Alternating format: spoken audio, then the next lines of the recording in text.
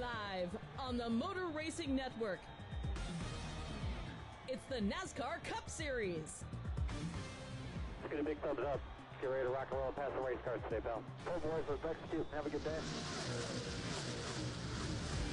Today, practice and pole qualifying for the Straight Talk Wireless 500 from Phoenix Raceway. Presented on MRN by E3 Spark Plugs. Powerful and fuel efficient.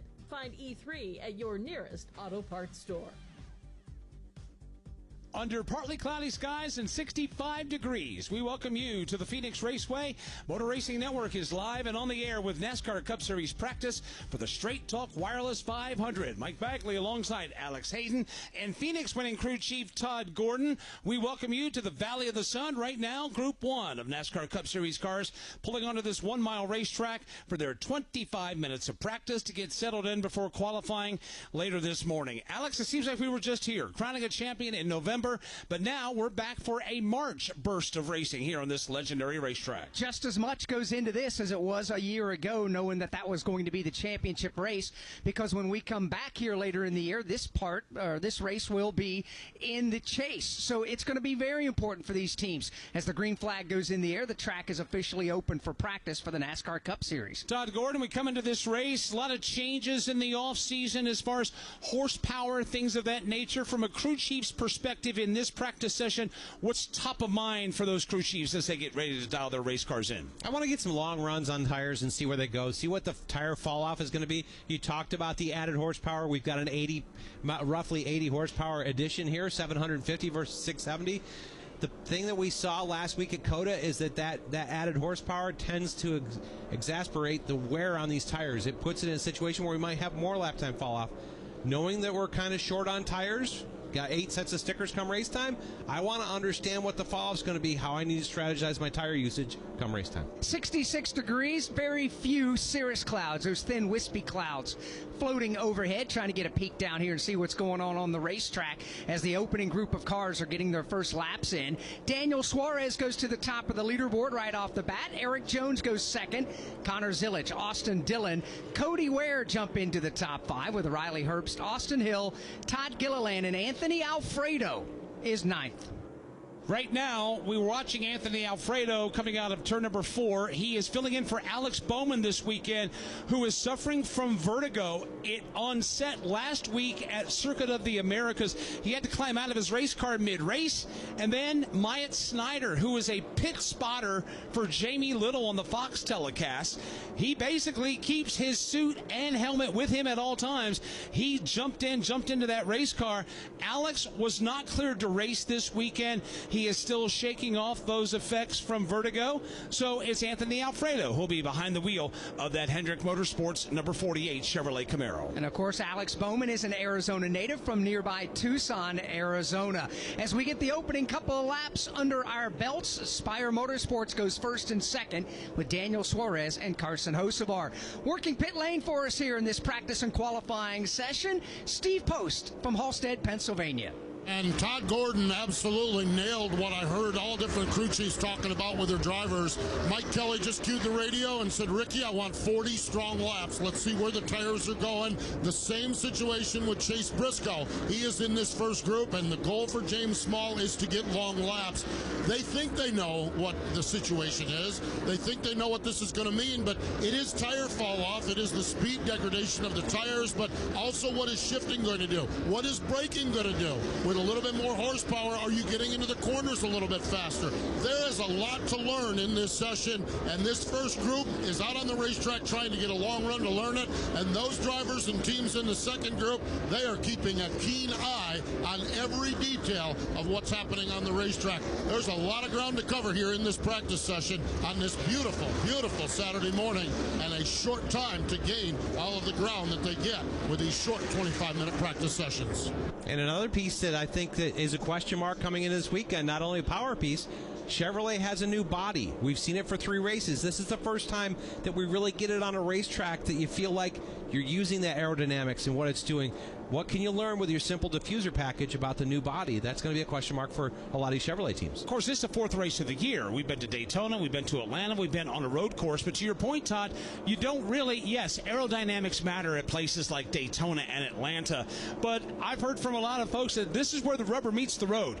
This race and then the races after this at Las Vegas and Darlington and Martinsville, that's where you see the have and the have-nots in that department. Yeah, I was talking to Ryan Sparks, crew chief for Daniel Suarez, who's out in this practice session, and he talked about this week and next week because it's different aerodynamic packages. This is the simple diffuser. It's the smaller rear spoiler.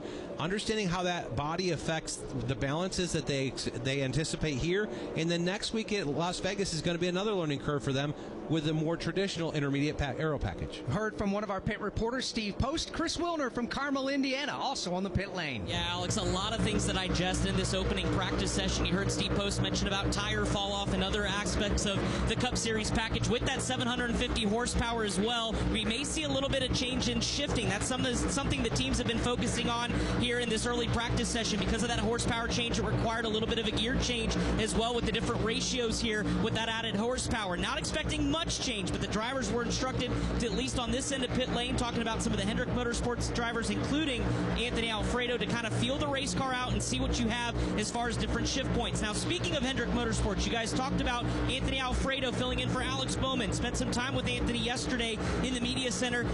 Again, he is not a stranger to Hendrick Motorsports. His 4th year being the sim driver. He's done a lot of laps in the GM sim for Hendrick Motorsports, helping all these drivers acclimate to different racetracks. And when I asked him about the comfortability of this role of stepping in replace of Alex Bowman, he said the first things first is I'm focused on Alex Bowman's health. I want to do my job so that this team doesn't lose a beat for when Alex can get back in the race car. But the second opportunity I have here is the fact that I can use all the knowledge I've had from all the sim sessions, learning with the entire Hendrick Motorsports crew, and really putting all that I've learned onto the racetrack for the first time. He does have some Cup Series starts to his name, but here with Hendrick Motorsports now, trying to put what he's learned in the sim onto the racetrack. He's even so comfortable, he's fitting in Alex Bowman's actual suit. One of his backup suits fits Anthony just right. Also, the pedals and wheels were fit comfortably yesterday, so he's already got that aspect checked off. But the big thing now is applying what he's learned in the sim into real-life race applications here today. So Blake Harris coaching him through kind of the early session warm-ups, but again, long-run speed is going to be the focus for a lot of these drivers, including Anthony Alfredo, who's already put 13 laps in here in this practice session. It's a full Saturday of on-track activity here at Phoenix Raceway. When we come back, we'll explain and welcome a special guest to the broadcast. From Phoenix Raceway, this is the Motor Racing Network, the voice of NASCAR. The NASCAR O'Reilly Auto Parts Series races here. The Motor Racing Network. Side by side into one. Zilich trying to get the advantage up high. Puts the squeeze on Eric Almirola. Connor Zilich by half a car length off through 2. We have you covered from the green flag to the checker. Connor Zilich to the lead, but they're 4 wide behind him. The voice of NASCAR. Here comes Jesse Love to the start-finish line. He'll win at Phoenix. The NASCAR O'Reilly Auto Parts Series races on the Motor Racing Network. The year was 1993. The NASCAR Cup Series season kicked off with the Dale and Dale show at the Daytona 500. Dale Jarrett's got the lead. He goes to the inside. Earnhardt's not going to get him. Dale Jarrett is going to win the Daytona 500 by STP. Earnhardt second. The 1993 NASCAR Cup Series season. All the highs and lows. Relive them all on MRN's exclusive podcast, The 1993 Season. Available on podcast platforms and MRN.com.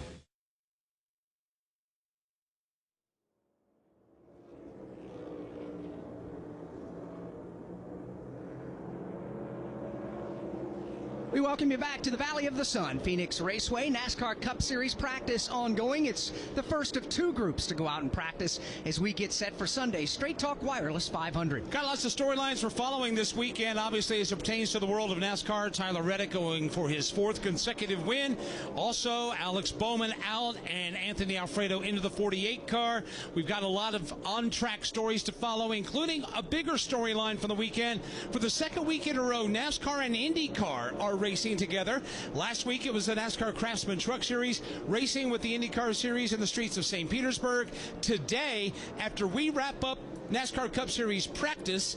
It's going to be the NTT IndyCar Series taking over for an event, and then the NASCAR O'Reilly Auto Parts Series will race after that. Yeah, the O'Reilly Auto Parts Series GovX 200 later on this evening, but it's the Good Ranchers 250, and we're privileged to welcome to the MRN broadcast the voice of IndyCar Radio, Mark Janes, the voice of the Indianapolis 500.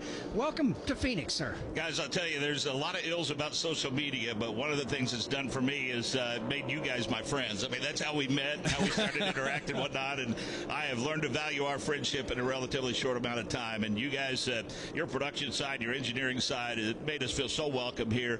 Excited to be back at Phoenix. This is where open wheel racing belongs because of its history here, dating back to 1964 when AJ won it here. It even goes further back than that. I mean, I believe Parnelli's first ever win was here in Arizona, not far from here at the fairgrounds. And so we talked about it a little bit yesterday, and you and I have talked about this before, Alex.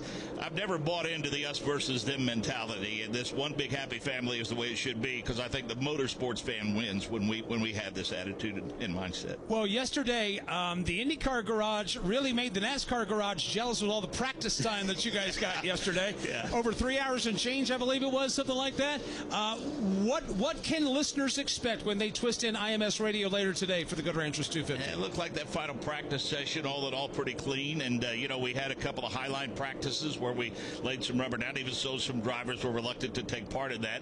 I think the ones that are hooked up are going to like that high line, and the ones that aren't are going to struggle. There's a handful of teams that have struggled this weekend. But right now, as you guys well know, Alex Palou is just in an absolute area code in a league, however you want to put it. He's all by his lonesome. And boy, you worry that he might be in a position where I don't know if anybody can beat him. He has to lose. And I think that's his mindset right now going into each and every race weekend. What's it like, Mark, given the fact that IndyCar and the NTT IndyCar Series started with an absolute rock star event in the Grand Prix of St. Petersburg last week, right off the Phoenix Raceway? You guys are now on a bit of a trend, and you're going to be at the racetrack an awful lot here early in the season. Well, I think the series and their partners listen to the fans. I mean, for the past several years, we would race in early to mid-March and then not have another race until mid-April, and that just kills any momentum and almost turns that opener into an exhibition. But I'll tell you, those that have bemoaned the fact that we weren't busy at the start of the season can't complain about that anymore, because as you suggest, 3 weekends in a row, the fabulous weekend at Arlington that we're all excited about next week, then a week off, then we go to Barber, then they get some time to rest and recoup before they get to Long Beach in mid-April. Well, we're so glad you're here with us this weekend. NASCAR and IndyCar together, the proverbial rising tide raises all ships, and that's right. It's going to be a fun day for the fans. Heard that record ticket sales for a Saturday here at Phoenix. Mm-hmm. Obviously, you want to come see some full-fender stock cars and some open-wheel racing as well, and no doubt the NTT IndyCar Series will put on a great show today. Well, guys, I'm a fan of yours. I've listened to MRN for years, and think the world of both of you. And again, thanks to the hospitality for all of you folks at MRN and what you provided for us this weekend. Can't wait to listen into IndyCar Radio. The coverage coming up here a little bit later on today. Mark, going to be a great day. All right, guys, thanks. Appreciate it. Thank you. That's Mark Janes of IndyCar Radio. A couple of updates on the racetrack. One, most recently, saw Chris Buescher have a problem on the racetrack. Looks like a right front tire went down on his Ford Mustang. We'll follow up there in a moment, but Connor Zilic has been on the racetrack. Let's check in with Steve Post and get an update for one of the Rookie of the Year contenders. I can talk about Connor a little bit, but I want to go to the more immediate situation with Chris Buescher, as they just took the right front tire off in this car, and it is absolutely shredded. Goodyear officials and race officials or team officials are looking at it right now, and this is one of those. I want to bring Todd Gordon into the conversation on this, because low air pressure and camber means speed. We saw tire failures in the spring. I'm not sure that's what this is. We haven't got that far down the diagnosis of it, but Chris Buescher, a right front flat tire here, that is shredded. Todd, it is a balancing act to find that speed and to find the limits of these Goodyear Racing Eagles. Yeah, this isn't a Goodyear thing typically. This is crew chiefs being aggressive, and unfortunately, the way these tires work, the lower the air pressure, the more the camber, the faster the car will go. But the worse it is for durability. Goodyear gives minimums of pressure, and they give guidance on where you can be camber-wise in these things. But we all know as crew chiefs that they're building a little bit of conservation in that. I want to take that. I want to go find the speed that's left. This is a balancing act these teams have to work through. And I would think that maybe last fall was a learning curve. This is nothing new. We saw this in opening practice last November, where folks were kind of getting aggressive with the low tire pressure and the camber settings and all that. It seems like that while they're not as voluminous today as they were last November, there still are obviously some folks that are being aggressive with those settings. The other piece that'll work into this is, and this is a racetrack that you use the apron, especially down there in turns 1 and 2. So the transition of driving onto the apron and off the apron, especially on low air pressures, that really shocks a lot of load into the tire construction, and it's tough on them. So you can think you were good, but maybe your line wasn't using as much apron as it did last year, and now the driver goes and drives a little different line. What was good won't be good now. It's a balancing act. Goodyear's not in a bad position. Goodyear's in a position, they're giving these drivers what they want, giving them a softer tire, something that wears out. But the crew chiefs have to make decisions on how aggressive they want to get underneath Goodyear's minimums. Daniel Suarez still the fastest so far, and he's clicked off his 27th consecutive lap.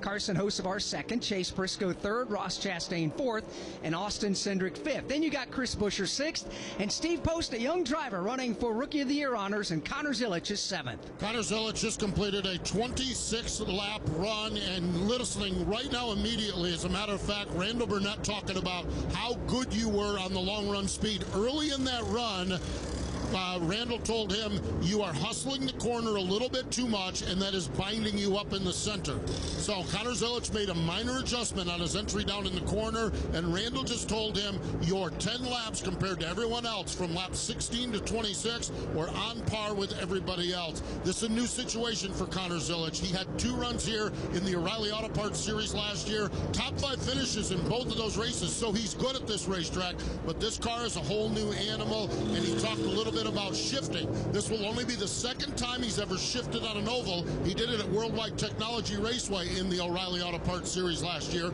So the second time he's shifting, so he has got a lot to learn, but it sounds like from all the conversations, one minor adjustment to his driving, and it sounds like they're pretty happy with this race car. Crew has brought the Wendy's car in now. They're just giving it the once over. They're looking at all the details of the tires. As a matter of fact, everybody's looking at tires. I think Chris Butcher's situation has got everyone's attention here with the tires, but they're looking at the tires just to make sure that the stopwatch and everything Connor's reporting to this team are in line, and this car looks good. They're feeling really, really good. It's been a rough start for Connor. He's 32nd in the points, but he's looking at this portion of the season. This week here in Phoenix, next week in Las Vegas, the week after that in Darlington, then Martinsville. They're looking at this as an opportunity to dig themselves out of a hole after a strong run, a 14th place finish at COTA. They need better results, and they're hoping it starts here today with qualifying, and then tomorrow with the race here at Phoenix. Connor Zilic driving for Trackhouse Racing, who already has 1 win here at this racetrack. Daniel Suarez continues to lead with about 7.5 minutes to go in this opening round of practice. From Phoenix Raceway, this is the Motor Racing Network, the voice of NASCAR. Gear up. Visit the NASCAR shop online to find all of your favorite officially licensed NASCAR product. The NASCAR shop is the official online store of NASCAR and your destination for all of your favorite hats, t-shirts, diecast, and more. Whether tailgating, home gating, or anything in between, visit NASCAR.com/shop for the widest assortment and best selection of NASCAR gear today. Hi folks, Kyle Petty here. I want to tell you about a place that's dear to my heart, Victory Junction. It's a year-round camp that gives kids with complex medical and physical conditions life-changing experiences that are fun, empowering, and always free for families. Please help Victory Junction support kids who need it the most by making a donation today. Any amount will help kids attend camp for free. Help make a difference by visiting victoryjunction.org/donate.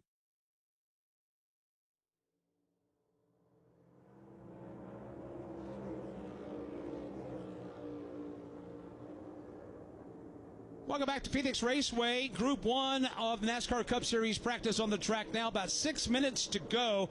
Daniel Suarez, Carson Hocevar, Chase Briscoe, Ross Chastain, Austin Cindric, the top 5. Told you a moment ago that Chris Buescher had a challenge on the racetrack. He's not the only one to have a challenge. No, Riley Herbst cut down a left rear tire on his Monster Energy Toyota. He was able to keep that car out of the safer barrier and got it back to the safety of the pit lane, and his crew's giving that car a once-over as well. So right right front on Chris Buescher's Ford, left rear on the Toyota of Riley Herbst. But it goes back to everything Todd was talking about, Mike.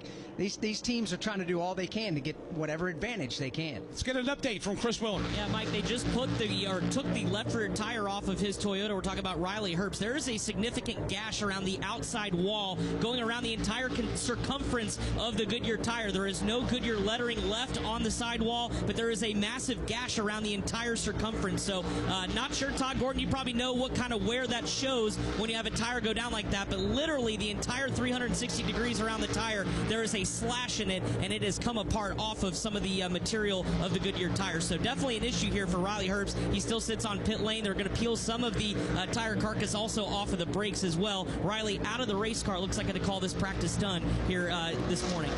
Yeah, that's a typical low over camber, low inflation failure. When you see like a left rear or left side tire, typically you see a separation between what's the sidewall of the tire and the cap of the tire. There's a shoulder there between the two belt packages, and that's the part that gets over deflected. That's the part that on low air pressure really gets worked and worked and worked, and when it finally fails, it almost looks like somebody's taken a razor blade and cut the sidewall away from the contact rubber. One of the things that's going to compound the Riley Herbst story is he had that problem under braking going into turn one. The back end of the car broke loose, and he scraped the wall with the right rear. So you got to tend to the left rear, and now you got some cosmetic damage to the right rear. And by the way, all this going on about 30 minutes before we qualify. Group 2 will go out for their 25 minutes, and then we'll qualify. One lap. Everybody gets one lap of qualifying. The fastest man right now in Group 1 is Daniel Suarez. Steve Post. Daniel Suarez very happy with the race car, although they want a little bit more. This has been a really good pairing. Daniel new to the Spire Motorsports team, and I like the pairing with him and Ryan Sparks, and they are off to a good start. 7th in the point standings, 3 races into this season, and they have been rock solid along the way.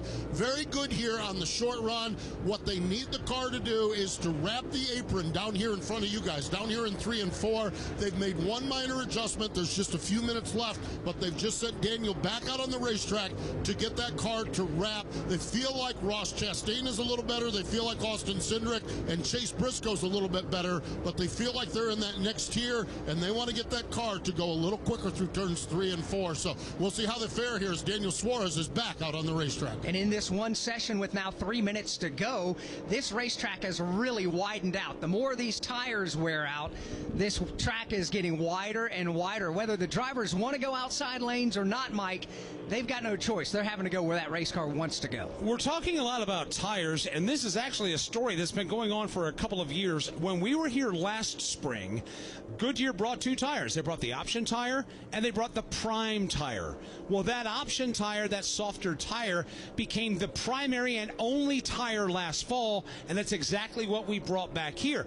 Goodyear's done a great job, Alex, over the last couple of years, at the request of the teams and the sanctioning body, to soften up the compound, soften it up, let the drivers have more options, and I would say they have hit the sweet spot. We're seeing a trailing off of lap times about 1.5 seconds or 2 seconds. Coupled with the additional horsepower, I think we got something that we can work with here tomorrow afternoon. Agree. And Goodyear's in a very difficult position because the whole idea of being involved in racing is to be able to sell tires to everybody who owns a vehicle on the regular street. So you want to have a tire that's soft enough, that has enough give up on it where the driver has to work the race car around the track.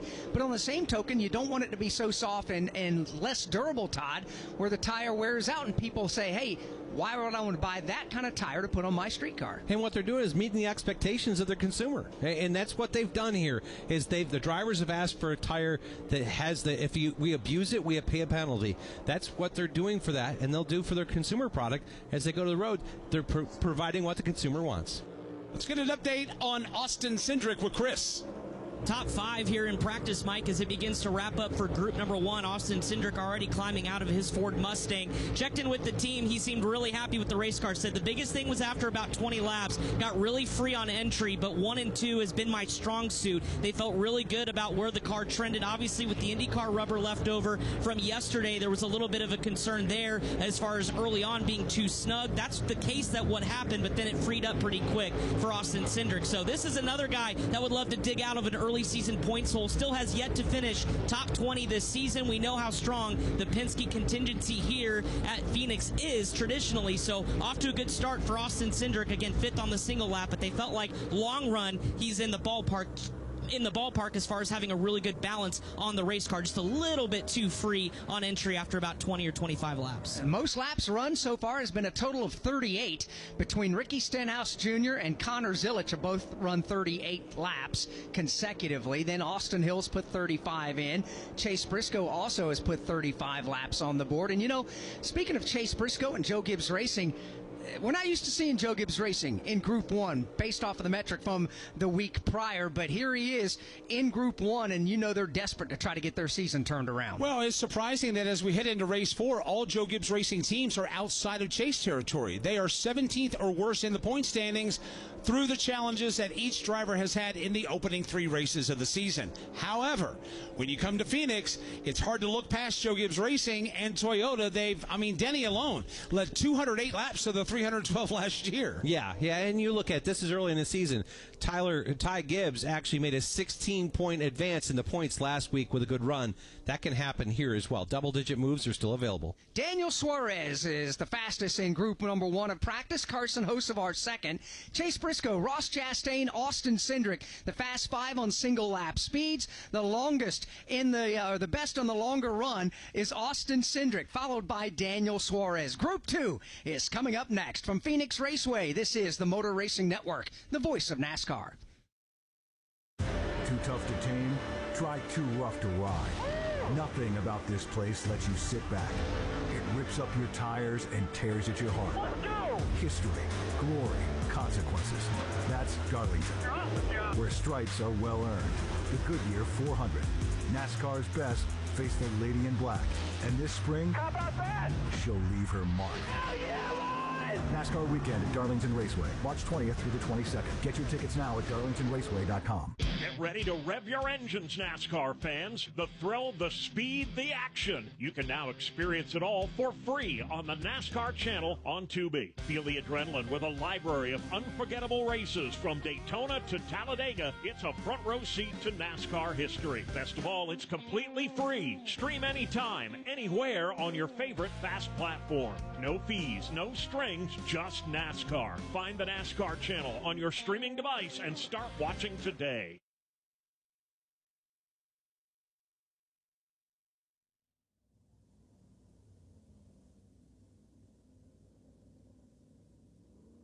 We welcome you back to Phoenix Raceway. Group 1 practice is in the books. Fastest on single lap speeds was Daniel Suarez. Best on the long run was Austin Cindric. So the first 19 cars have already been out for their practice session. Here are the drivers that are getting ready to go out in Group 2. John Hunter Nemechek, Brad Keselowski, also Ryan Preece, Ty Dillon, Kyle Busch is in there, Denny Hamlin, William Byron, Joey Logano, and Christopher Bell's in this. Among others, including Kyle Larson, A.J. Allmendinger. Bubba Wallace and Ty Gibbs will be in this group. Ryan Blaney, Michael McDowell, Chase Elliott, Shane Van Gisbergen, and Tyler Reddick, who has been the hot driver in the NASCAR Cup Series here to kick off the 2026 campaign. He is going for his 4th season-opening win in a row. Also, you've got Christopher Bell that's trying to win his 3rd consecutive spring Phoenix race. Footnote, Christopher will join us here on the Motor Racing Network for our coverage of the GovX 200 NASCAR O'Reilly Auto Parts Series race coming up later this evening, 5 p.m. Eastern Time, our airtime here on the Motor Racing Network. So we've got a little break in the practice festivities. And again, everybody is chasing Daniel Suarez. The fast time that he set, 26.877 seconds. That's 133.944 miles per hour. Todd, how temperamental is the Phoenix Raceway surface? When practice 1 started, it was 66 degrees. We've gone up now to 69 degrees. The sun continues to bake this. How temperamental is this surface? I don't think it's as much temperature temperamental as it is sitting temperamental. We're out here in the desert. It's dusty. And it always seems like this racetrack, if it sits for 5 minutes, a dust settles on the racetrack. You've got to get that worn back off. It'll take 2 or 3 laps to get this place rolling again. It always seemed like when we had a caution, when we had a red flag, that this racetrack, it gets dirty, and it's like a dusty dirty, but it just takes a little while to get back racy again. When they reconfigured this racetrack, when they flipped it, right, the start-finish line used to be on what's now the backstretch. Now it's coming out of turn number 4. It really changed the personality and the demeanor of the racetrack. This track has always had a very unique layout, but now with the way it's raced, with the way you run the apron in turns 1 and 2, and you let it swing wide in 3 and 4, while yes, the dimensions read 1 mile. This is a 1 mile racetrack that's totally different than the others in Dover and New Hampshire Motor Speedway. Yeah, you spent a lot of the time here turning, and with the dog leg here, it's actually pretty aggressive dog leg. One that you talk about the runoff area. There's 7 lanes below that dog leg and past the start finish line. Plenty of place to race around here, room to race around here, and one that has different characteristics to the two ends. So flat and sweeping in 1 and 2. Turns 3 and 4 more banking, but loose into turn 3 seems to be something we always just struggle with because it's a bigger transition getting in the corner. NASCAR Cup Series has been racing here since 1988. As a matter of fact, from 1988 to 2004, NASCAR Cup Series ran here only 1 time a year. In 05 to where we are here in 2026, twice a year we've been visiting, and this will be the 60th time the NASCAR Cup Series has raced here at Phoenix Raceway this weekend. Always puts on a great show. Of course, it's losing its season-ending status in 2026. The fall race will be the 4th race from the end. The season finale going to Homestead Miami Speedway to crown a champion this year. Yeah, and I think it's still part of the playoffs, and really that position being the final race, I don't think is a big a deal with the chase run that we've got now, getting away from the playoff piece. Still a very integral part of our chase for the championship. Group 2 cars are poised and ready to go out on the racetrack. We'll have that for you next. From Phoenix Raceway, this is the Motor Racing Network, the voice of NASCAR. The thrills of NASCAR racing from over 55 years of Motor Racing Network broadcasts. Bobby Allison brings the race car right down in the middle of the track, crosses the start-finish line, and he will win the 24th annual Daytona 500. Bill Elliott wins the Hooters 500. Alan Kulwicki, 1992 champion. MRN Classic Races. And in the whole pack, steaming for the finish line, Dale Earnhardt wins a Winston 500. Find all the classic moments on MRN Classic Races on any podcast platform. Short tracks show no mercy. Half-mile laps. Bump, bang, grind, survive. Action so close, you feel it. A NASCAR original since 1947. This is where time stands still. What is he doing? Dodging landmine. Martinsville Speedway. Yeah! Racing that's personal. NASCAR weekend at Martinsville Speedway, March 27th through the 29th. Get your tickets now at martinsvillespeedway.com.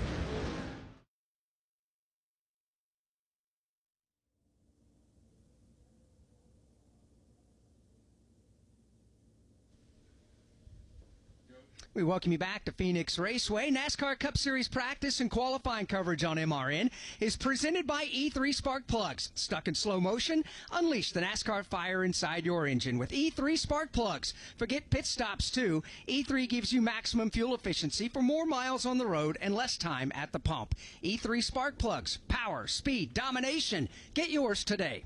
So we got NASCAR Cup Series practice and qualifying. We'll have the NTT IndyCar race here in Phoenix, 7 p.m. Eastern tonight. It'll be the GovX 200 for the NASCAR O'Reilly Auto Parts Series. Of course, 5 p.m. Mountain Time. That'll change, obviously, tomorrow with clocks going forward for virtually everybody else except us here in Arizona. And, of course, tomorrow we're back at 2:30 p.m. Eastern Time. NASCAR Live Race Day on the air with the Straight Talk Wireless 500. I think the people in Arizona are on to something about not changing the clocks around. Let's go back to pit lane. Chris Wilner. Yeah, Group 1 is complete, and that means Anthony Alfredo's first laps of the weekend are done. Okay, you've done a lot of sim work for this role. How is the reality of driving this Ally Chevrolet here in this practice session? It hasn't hit me quite yet. I've just really put my head down this week and done all I could to best prepare, and I probably do need to take a minute to thank God and soak it in a little bit for this opportunity. But once again, I just want to pray for Alex's well-being. I'm very thankful to be the one that trusts behind the wheel to take his place. It's a lot of responsibility, but I'm up for the challenge, and I feel like that practice went really well. It gave me a lot of confidence for the rest of the weekend. So we'll see where we qualify. It's unfortunate I have to go first. It's probably best for me mentally because I can't think about it, but at the same time, going first is a huge detriment, especially at a place like Phoenix. So we'll see where that puts us, but as far as practice, I made a long run just to get comfortable, learned a lot about the car. The balance wasn't quite where we needed, but I don't think you learn a lot by coming in and going back out here. So I kind of finished that run off, and then we made one adjustment. So we'll work on it and get it better, but everyone's doing a great job and making me feel at home. What was the trends of the race car over the course of the long run? I know we have IndyCar that's here as well, maybe started kind of snug, but where was the trends over the course of the long run for you? Yeah, for me, it was getting comfortable at the beginning of the run, so I probably didn't lay down the fastest lap on fresh tires because I was just getting acclimated, so I wish I could have those first 5 laps back, but put me in the right direction. I think I had a good read on the balance regardless, my first lap. It actually correlated really well to the simulator, the DIL, and I had very familiar feeling, so that was great. That way I knew where it was going to build with the tires, and it just built freer for me. Lost rear grip overall, which I don't think is a bad thing. We were coming here worried about front turn. We got plenty of that in this Chevrolet, so we'll work here together as a team to best prepare for qualifying and ultimately the race tomorrow. All right, that's Anthony Alfredo. We'll let him go back to debrief with the crew, making his first laps in the Ally Chevrolet. And again, he qualified yesterday 4th in the O'Reilly Auto Parts Series race. So already a lot of laps here this weekend now as he gets adjusted to the Cup car. For all you old school Major League Baseball fans, Rick Hendrick doing the MCI long distance call to the bullpen there to bring Anthony Alfredo in, who does work with Hendrick Motorsports during the week, but obviously called into duty on Sunday on top of his Saturday responsibilities. Yeah, he does a lot of the behind-the-scenes work in the simulator for Hendrick Motorsports, so he understands the dynamics and what these cars should feel like. But, Todd, it's one thing to have a feel of a race car in a simulator as compared to putting your fanny in the driver's seat and getting on the track. Yeah, I mean, we try to make the simulators as realistic as possible, but they don't have the lateral G's in them. They don't have the risk group factor in it. You can hit reset if you make a mistake there. So a lot to just sort out and get comfortable working with Blake and everybody at the 48 team and get themselves in a position where they can race forward. Right now, we have NASCAR Cup Series Group 2 cars making their way out onto the racetrack. Just looking at some of the paint schemes, Ryan Blaney's sticks out, a blue and white trimmed in orange Ford Mustang. You've got Ryan Preece, who's got the bodyguard colors, bright orange and black. You've got Ty Gibbs in a purple AM/PM Toyota Camry.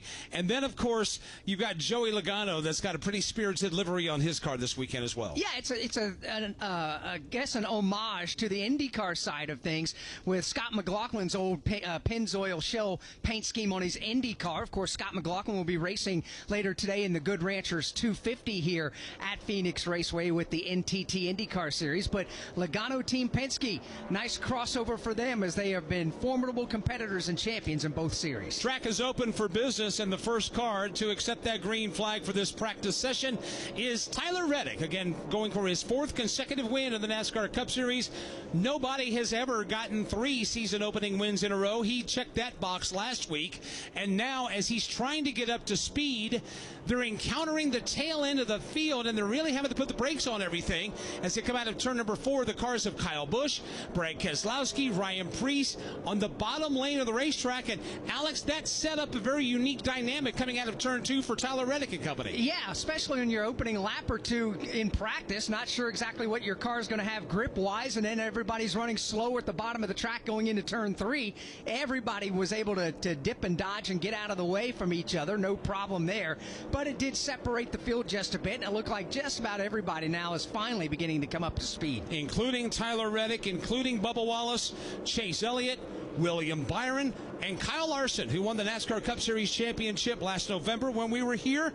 Kyle Larson's on the short list, although earlier this week he said they didn't feel like their Phoenix performance is anything all that spectacular, but statistically it is. Interesting to hear him kind of downplay their performance here at this 1 mile racetrack. It does make you wonder just a bit, because Kyle Larson's always been that kind of guy where he's always kind of downplayed a little bit of everything, and he's just gone out and absolutely flogged the field. But what they can do here today and this weekend is something I think will be a good measuring stick, because this racetrack will be part of the chase come later in the year.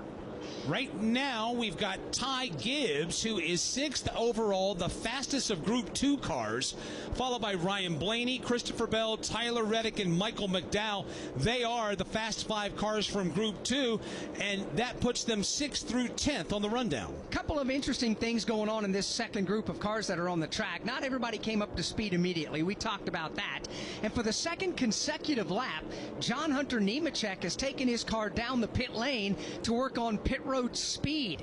That's an important piece to the puzzle here, because what we know with the tires, and there's the wear out that we're seeing with the tires and the tire degradation, we're going to be an awful lot of pit stops being made, and this racetrack has presented the opportunity for drivers to get a little bit ahead of themselves on the pit lane. 54 pit road speeding penalties at Phoenix Raceway in the last handful of years or so.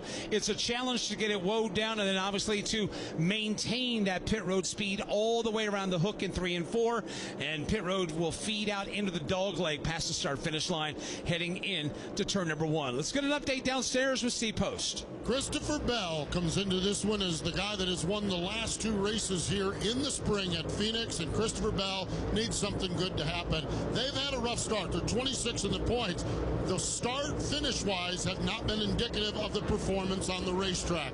They were running at the front of the field at Daytona when they got caught up in one of the big Daytona messes. Remember Echo Park Speedway? They were in the front row on a green-white checker when they got caught up in a mess. Now, last week at Circuit of the Americas, they were able to put together a performance indicative of where this team has ran, a result indicative of the performance with that third-place run at Circuit of the Americas. Adam Stevens did a little alt strategy and put Christopher Bell right in a good finishing spot.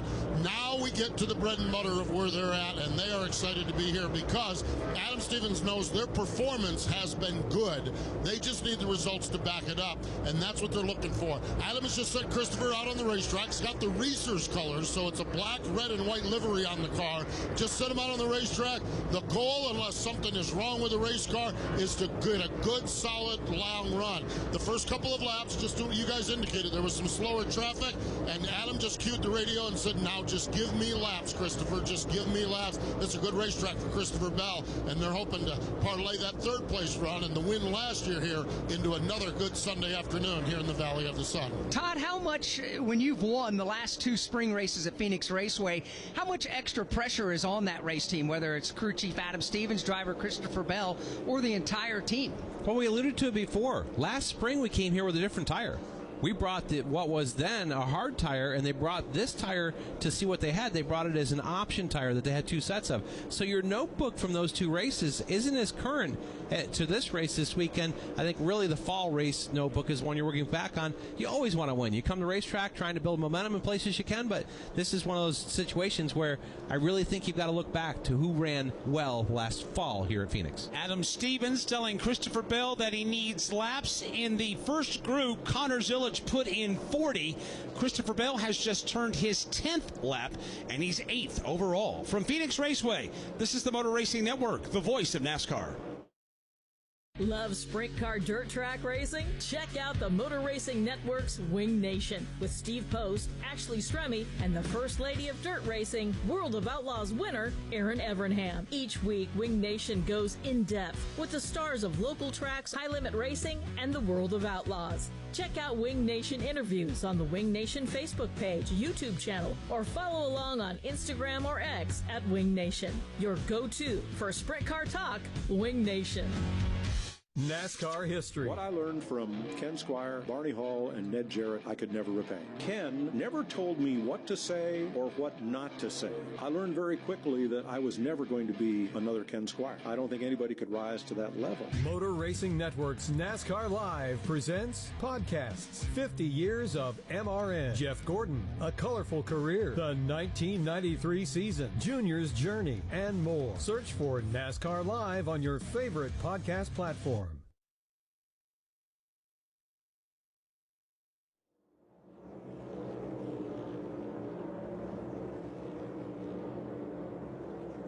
Group 2 practice for the Straight Talk Wireless 500 continues here at the Phoenix Raceway.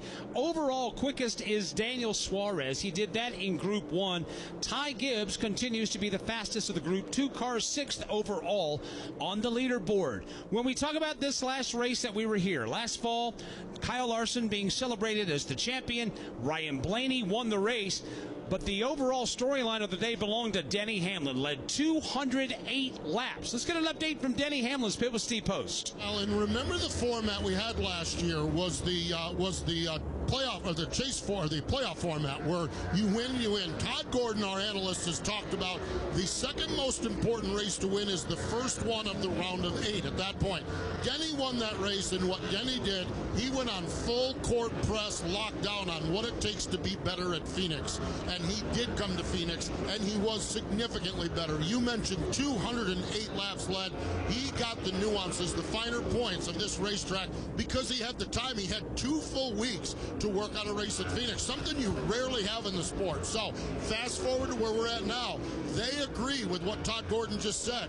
The balance and what we're looking for at Phoenix in the fall was the closest to what we have. So they feel like they've got a really, really good foundation. Chris Gale really comfortable with and really proud, actually, of his driver's effort at Phoenix and the way they put that together. Their plan for this one is just like so many others, go out and get a good long run and see what the balance of the car is. It's been totally silent on the radio. They're another team that's a little further back than we expected, 23 in the points. They finished 10th at Coda, and they felt like Denny in this generation of race car has struggled on the road courses, and that was a really, really good solid day to springboard him into this race here at Phoenix, into next race at Las Vegas where Denny won last year, into Darlington where Denny is so good. They really feel like this is a big opportunity for them to advance from 23rd further up into the point standings, and they feel like that performance last fall is the starting point they need to have another good, strong performance and maybe even a win here tomorrow afternoon. Continuing to click off laps is Denny Hamlin. He's run 15 consecutive laps.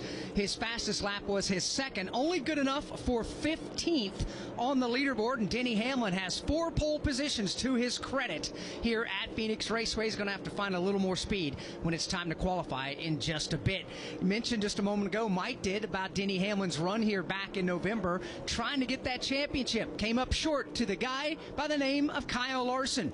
And Chris Wilner, what about Kyle Larson now in 2026 at Phoenix? Yeah, well, certainly Kyle Larson was at it, or what Todd talked about, and you guys talked about it as well, with the fact that last year's performance maybe wasn't as what they expected, but obviously with the strategy and the way it played out, walked away with his second championship. Well, early on in this practice session, Larson came over the radio and said, we're horrible. 12 laps in, he's brought his HendrickCars.com Chevrolet with the blue and red and white paint scheme back down to pit lane. They jacked up the right side of the race car, took the tires off. They also made a wedge adjustment. The chassis wrench went back in the window. Several rounds going aboard that Chevrolet. Larson just unhappy with the balance of the race car, said, I can't get into the corner, can't get out of the corner. Well, you got to have the car to drive here at Phoenix, and that is not what he has right now. I believe he's just outside the top 15 on single lap speed, but they're going to focus on making a pretty significant adjustment here as far as the chassis is concerned to get this car back out and finish the session. But Kyle Larson, who again loves Phoenix, has been talked about how this racetrack is really a driver's racetrack, just not quite finding the handling here early on in this practice session. All right, Todd Gordon, the driver says you can't get into the corner and you can't get out of the corner. What do you do? Try not to go through the corners, I guess. A tough situation, you know, just it's part of the learning curve. We talked about this before with this practice started. It's a new body for Chevrolet. Understanding what the aero shift was, what they did to this car, this is how you're starting to build a notebook. We can go to the wind tunnel and categorize these things, but every OEM has done that, and every OEM, when they brought a new, when Toyota brought a new Camry to the racetrack, it took them a few races to sort it out. When Ford did, heck, we went 10 races in the season and wondered what happened to them when they brought the Dark Horse Mustang out. So this is part of the learning piece, and Cliff Daniels, he's going to keep working on this and figuring out what Kyle needs. Right now, Chevrolets occupy 3 of the front 4 positions on the entire leaderboard on single-lap speeds. Daniel Suarez is the fastest. His teammate Carson Hocevar second. Oh, trouble. Turn number 3. Ryan Preece into the outside wall. Something let loose on that Ford Mustang. That Consumer Cellular Mustang shot up the racetrack and into the outside wall. Actually, that's Brad Keselowski. Identically painted cars between Ryan Preece and Brad this weekend. Brad has hit the wall. He has pulled the car to the bottom of the racetrack. racetrack, and now he is pulling away from the scene. Flat right front tire on that Ford, and Brad Keselowski into the outside wall here in turn number 3. Yeah, trying to find a handling on the race car, trying to figure out where the balance is on the machine. That's not at all, Todd, what they had in mind here as they went up and caught the outside wall in the third corner. And that goes for 2 RFK cars having right front tire failures here in practice, with Chris Buescher having one in first practice. So pieces to go there. Hopefully that one wasn't too bad. You know, Brad's still recovering from that femur break that he had in the offseason in a ski resort incident. Hopefully that's all right for him and they get this thing fixed up. He's bringing the car back to pit road right now, but that has put out the red flag.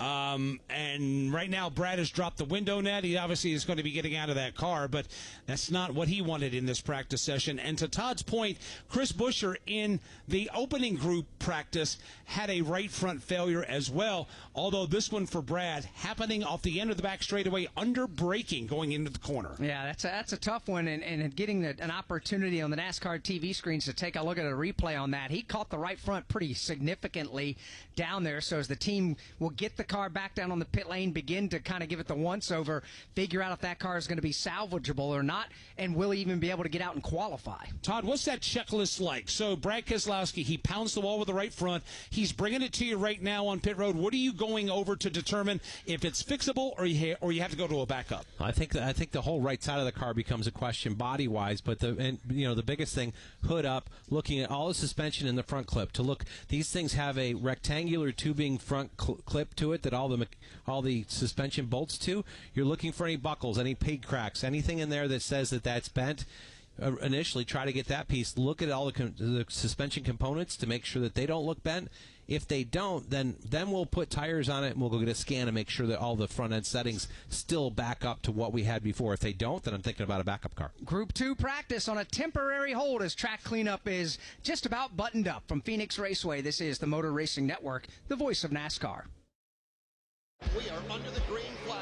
Listen up, NASCAR fans. Now's the time to turn your love of racing into big-time prizes.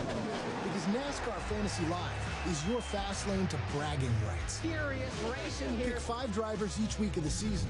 Then complete additional challenges to stack points. All for your shot at the grand prize. So let's get this party started. For official rules and to learn more, visit NASCAR.com/fantasy and sign up today. NASCAR fans, iRacing Studios brings you NASCAR 25. Race hundreds of the biggest stars of the sport on top tracks from Daytona to Sonoma. Start your career in the ARCA Menard Series and work your way up to Cup while managing team members, sponsors, and more. Or compete online with NASCAR fans around the world. NASCAR 25, available on PlayStation, Xbox, and PC. Head to NASCAR25.com to buy now.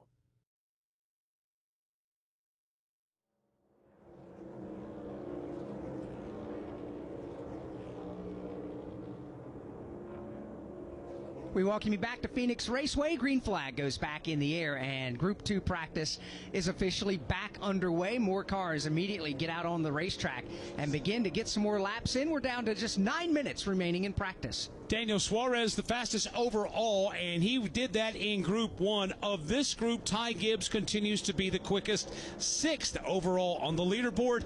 Haven't spoken a lot about Ryan Blaney. There's a school of thought that says he is the one to watch here this weekend. He won last fall, but this is one of those tracks, Alex, that Ryan always is a factor. He's always there. You take out his engine failure in this race a year ago, he's not finished outside of the top 10 in the last 5 years at this racetrack. Why would you not have him on your fantasy racing team here at Phoenix Raceway? That would be the ultimate question. But yeah, Ryan Blaney is one of those drivers that you got to keep your close eye on every time you unload here at Phoenix. Chris? Chris Warner obviously checking on it. There you go, Chris. Get in there. Hi, Mike. Yes, listening to the team communications with Ryan Blaney. He came over the radio right before that yellow flag and said, I'm about a number tight in the center. The exit's really becoming free on throttle later in the run, but really no issues with ride quality. That's big for Ryan Blaney. You guys were talking about just how good he is here. He almost sets the benchmark. Listening to some of the other teams, even including Tyler Reddick, his spotter Nick Payne, watching where Ryan Blaney is running, telling Reddick he's wrapping the yellow line on both ends of this race course. Motorsports. So interesting that a lot of eyes, again, are on Ryan Blaney with all the success he's had here, the consistent top 5 runs. A lot of teams paying attention to what he's doing, but Ryan Blaney, the driver, pretty happy with the race car. Just a couple of minor adjustments here on pit road to the Dent Wizard Ford Mustang, and he'll send that Ford Mustang back out here on the racetrack to finish this practice session. So we'll find out how Blaney and everybody else does once this practice session expires, which they've added 2 extra minutes because of the stoppage we had from the Brad Keselowski crash. As a matter of fact, let's follow up in his pit right now with Steve Post. Well, Todd Gordon described what needs to go on with this race car, and that is exactly what's happening. Jeremy Bullins, the crew chief of this car, is up under the right front of the car right now with NASCAR officials looking at it to see if they have any of those divots, any of those dents, any of those dings. The right side of the race car, we always talk about these blue walls here at Phoenix. Well, a lot of that blue paint is all the way down the right side of the Consumer Cellular Mustang of Brad Keselowski, as he really got it dinged up into the side. It's the front suspension, the right front suspension, that they're focusing on. Brad is here. He's climbed out of the car. NASCAR officials are with him. He will need to make the mandatory ride to the care center, so we'll see if we can catch him here. Might not be able to catch him at this point as he is working. He is out. He's walking around the race car. He's working with Jeremy. He's also the team owner here, by the way, and looking at this race car. So Jeremy's giving the car the once-over. We'll see what they do as far as the backup. Brad's out of the race car. He's all right, but, man, they really dinged this Ford Mustang up. A lot of damage on the right front, and all along scuffed around to the side of the car, and looks like we're going to be able to maybe catch Brad here in just a moment. A couple of days ago, friends at NASCAR Studios dropped Full Speed, the Daytona 500. It basically is an 85-minute documentary film about the events leading up to the Daytona 500. Brad Keselowski was one of 4 drivers that was focused in on. After that accident that we keep referring to, Brad incurred that injury back on December 18th, and the doctors told him he would not race for months. And he told the doctors, I've got 8 weeks to the Daytona 500, get me ready. And he rehabilitated himself and got clearance the Tuesday of the 500, and since then has been continuing to rehabilitate, and right now Steve Post has Brad Keselowski. Brad Keselowski. Brad, what happened?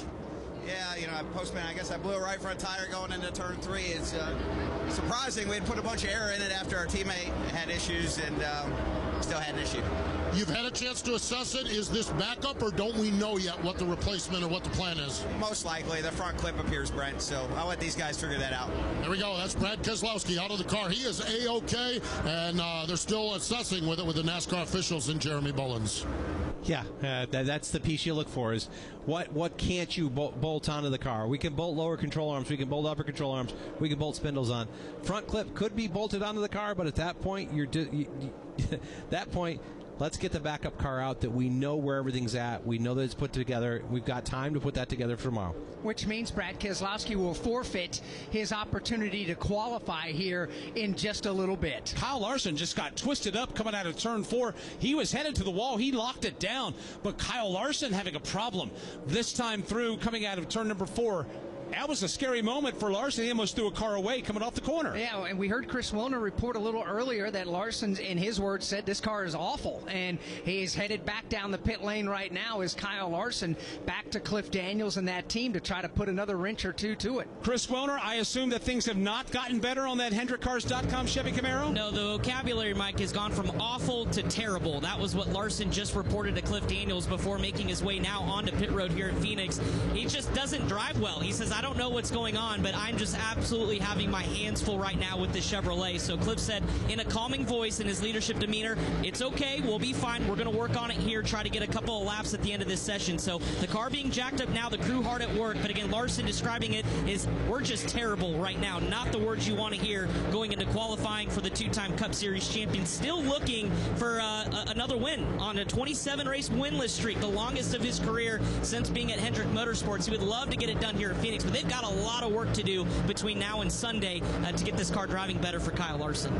Love Cliff Daniels' demeanor there, and that's part of what it takes in these chaotic moments, is just to be calming and say, okay, we've got 5 minutes and 42 seconds left in practice. Let's not throw that away with emotion right now. Let's just look forward. Let me make some more changes, talk about what we've got. We'll get one more data point. We'll have a better notebook for what tomorrow is. But let's dissect this. There was a time where Hendrick Motorsports was not that great here. Last year, Rudy Fugle, Cliff Daniels, Alan Gustafson, all the crew chiefs like, you know what, let's make a concerted effort. We got to get Phoenix right, because that was the championship race. And going back to that race last fall, Kyle Larson almost won the fall race. He won the championship. William Byron was running up front. He was having a good run until he lost a tire, and it seemed like they had made strides. But now they come back in March. How much of it is a compromise of that versus getting acclimated to these new quarter panels on these Camaros? They made strides, but they weren't the best. And when you look at that, you come back and you say, okay, we made strides. How do we make that better? And you unload at the racetrack trying to make that better. Sometimes that path that you took to make that one more step better made it worse. And that's what they're having to work through right now, is you aren't going to sit on your laurels and bring back what you thought was competitive last year. Trouble, turn number 2, got a car around, sliding backwards. It's Tyler Reddick. Reddick has spun the car around off turn 2. He's going to keep the momentum going and back it up the pit lane right now. Red flag is out, and that happens just at the tail end. 3 minutes and 54 seconds remaining.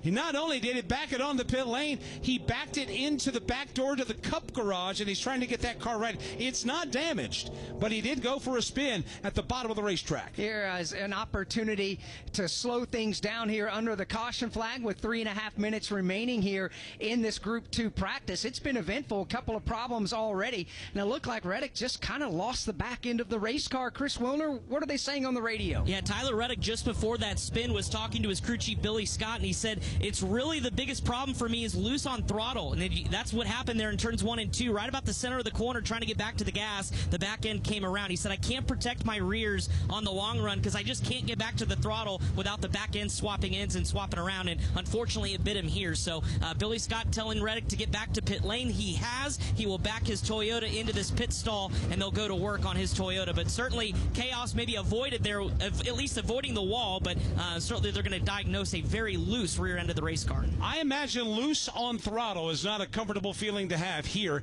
at Phoenix Raceway. The green flag is back out. 2 minutes and 45 seconds remain. Let's pause 10 seconds for station identification on the Motor Racing Network.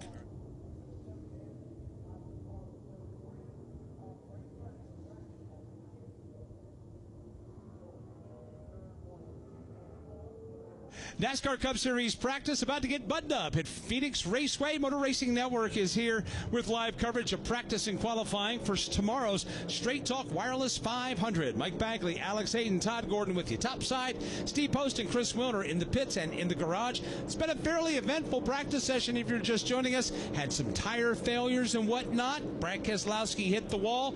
And just before the top of the hour here, Tyler Reddick went for a solo spin in turn 2. No harm, no foul for Reddick. He was able to get the car back down to the pit lane to the attention of Billy Scott and that entire team. You know, the way we're watching this with practice and watching after a 10 consecutive lap run, the speeds are dropping nearly 10 miles an hour. It is really unreal how quickly the tire drop-off is on lap times here at Phoenix Raceway. But, Mike, to me, this is shaping up. We're going to have ourselves a heck of a race. The garage asks and the garage receives. They wanted the ability to have fall off and to put it back in the driver's hands and late in a run have the car slipping and sliding and let the driver take over. They're getting exactly that right now, and this is only a glimpse into a 25-minute time window.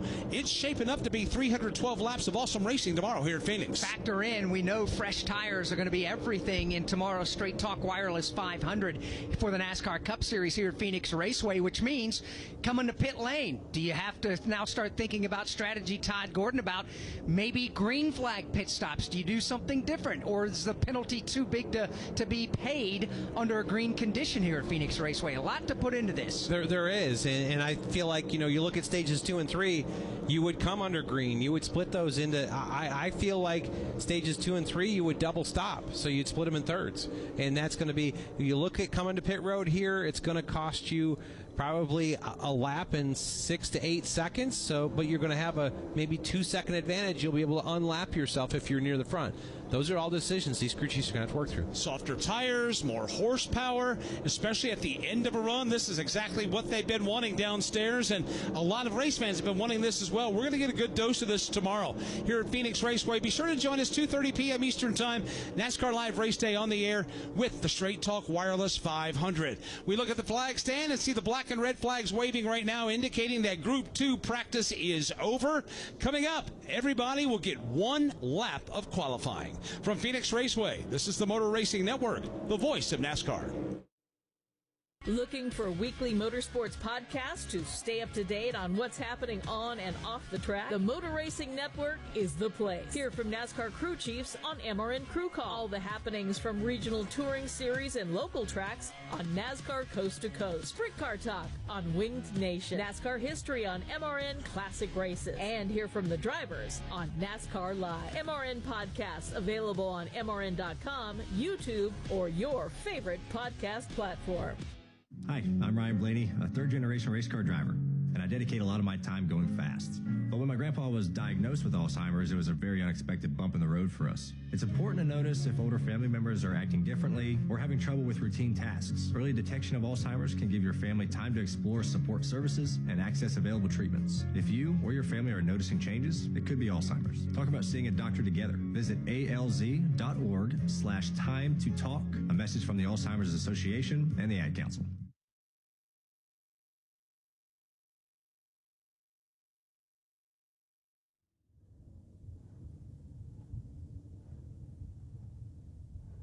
Back at Phoenix Raceway, practice is over for the Straight Talk Wireless 500. Now everybody getting their cars ready for one lap of qualifying, and that will determine who will lead us to the green flag, and will set the starting lineup for Race 4 of the 2026 NASCAR Cup Series season. Yeah, this is our first.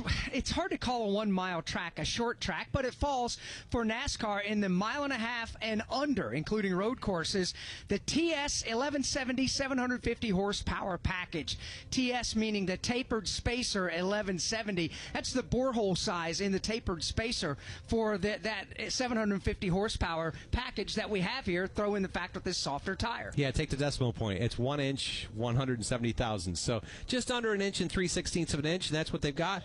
Making an addition of power here. That's one of the ways that they can tune on this. Something that they knew, because that 750 package, that 1 inch, 170 spacer, we had previously going forward. Check in with Connor Zillage, who's with Steve Post. Connor Zillage down here. Connor, your first time in a Cup car at Phoenix. What'd you learn about your automobile?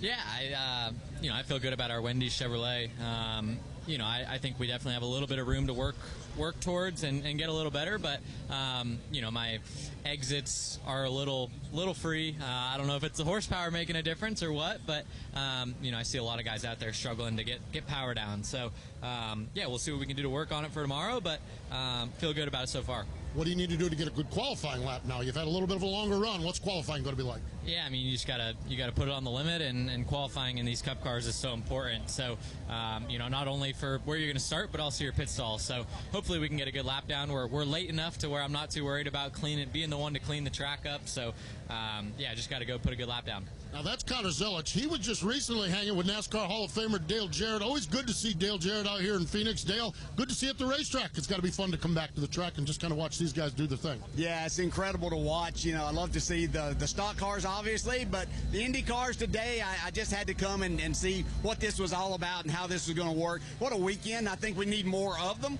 to happen, because race fans are race fans. They just love to see good racing, and Phoenix Raceway is no better place. How about this young? I just saw you talking to Connor Zillage. Yeah. Man, what's your take on him? Just incredible talent. I mean, it's going to be so fun to watch him for the next 25 years or more. Just what he's able to accomplish, his car control, and the abilities that he has to go fast. You can teach drivers a lot of things, but going fast is not something you really can teach him. He has that in him. So it's just going to be fun to see how many races he can win now in the Cup Series. Always great to see you, Dale. Thank you. Dale Jarrett down here sporting a NASCAR Hall of Fame cap. Well, because he's a NASCAR Hall of Famer. I'm surprised he's here at the racetrack. That means somebody else got the tee time on Saturday morning. Yeah, Dale is actually a resident of nearby Scottsdale, Arizona now. I was talking to him back in Daytona. He happened to be in Daytona just a couple of weeks back, and we were talking playing golf, and he's asking me about playing this course and that course, and he said, this is one you got to get to, but he's on the golf course almost every single day. He's earned that right to do that. Yeah, he's been a golfer forever and moved out here a few years ago. Scottsdale, northern suburb of Phoenix. Of course, this is a beautiful time of year. We got lots going on here this time of year, which includes, obviously, NASCAR, Major League Baseball spring training. There's a lot happening out here. Back to Steve Post. Ross Chastain back here after he was in group number 1. He's going to be one of the early cars to go out in the Kubota car. Ross, how was your race car?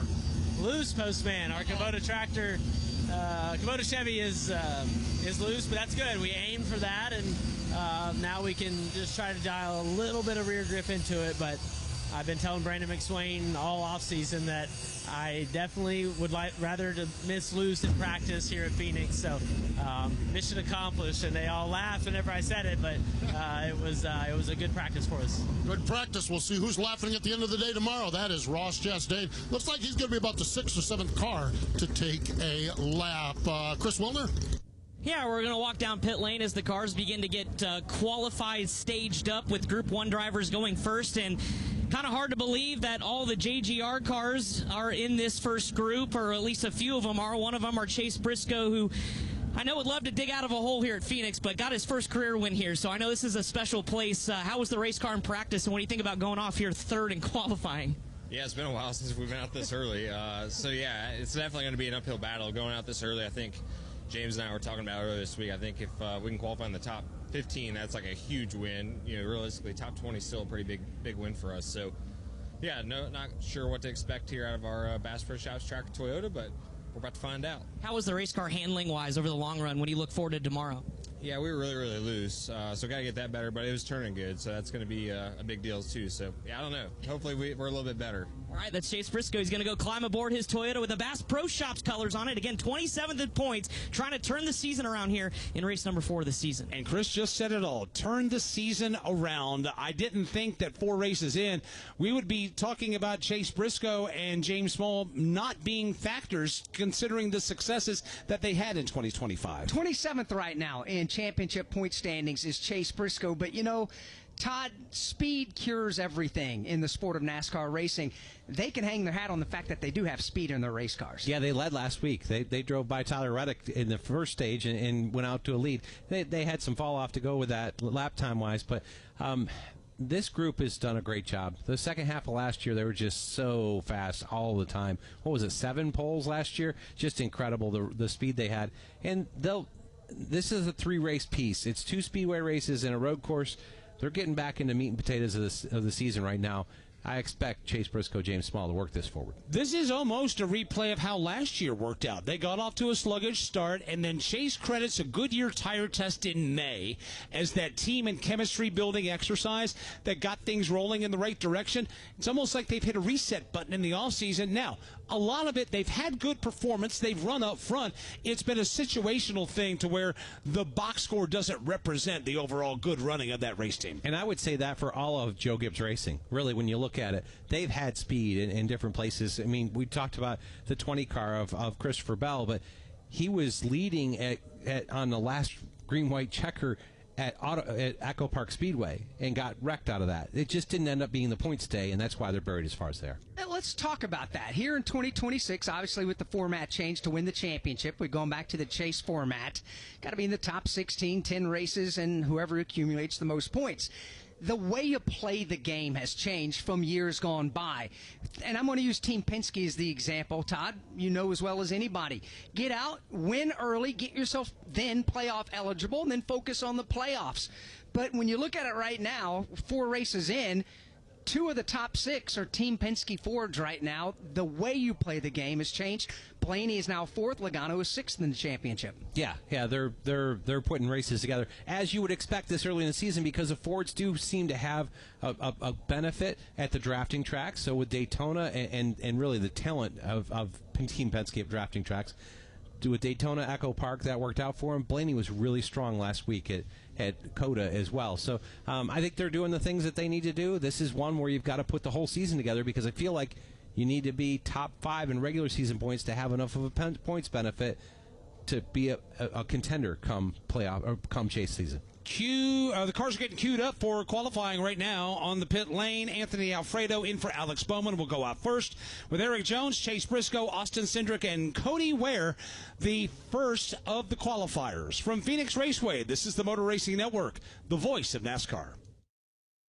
We're at the start-finish line. William Byron on pole position. Green flag is out and we're racing. We're in the turn. Here to the inside comes Kyle Larson. He and Hamlin bump. We're on pit road. 4 tires Sunoco Racing Fuel. The face off from pit road is Denny Hamlin. Eric Jones goes off second. We are live from the track. The Motor Racing Network, your home for NASCAR racing. Don't miss a lap, pit stop, or side-by-side race for the win.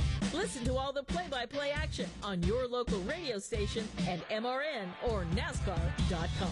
The tough trucks of the NASCAR Craftsman Truck Series race on the NASCAR Racing Network. Heim runs Majeski. Way up the banking is Corey Heim. Majeski slid up the racetrack and Corey Heim clear as the leader. Your exclusive home for all the exciting racing action of the tough trucks of NASCAR. Checkered flag is waving at the start-finish line for the 12th time in 2025. Corey Heim will take that checkered flag. The NASCAR Craftsman Truck Series, only on the NASCAR Racing Network.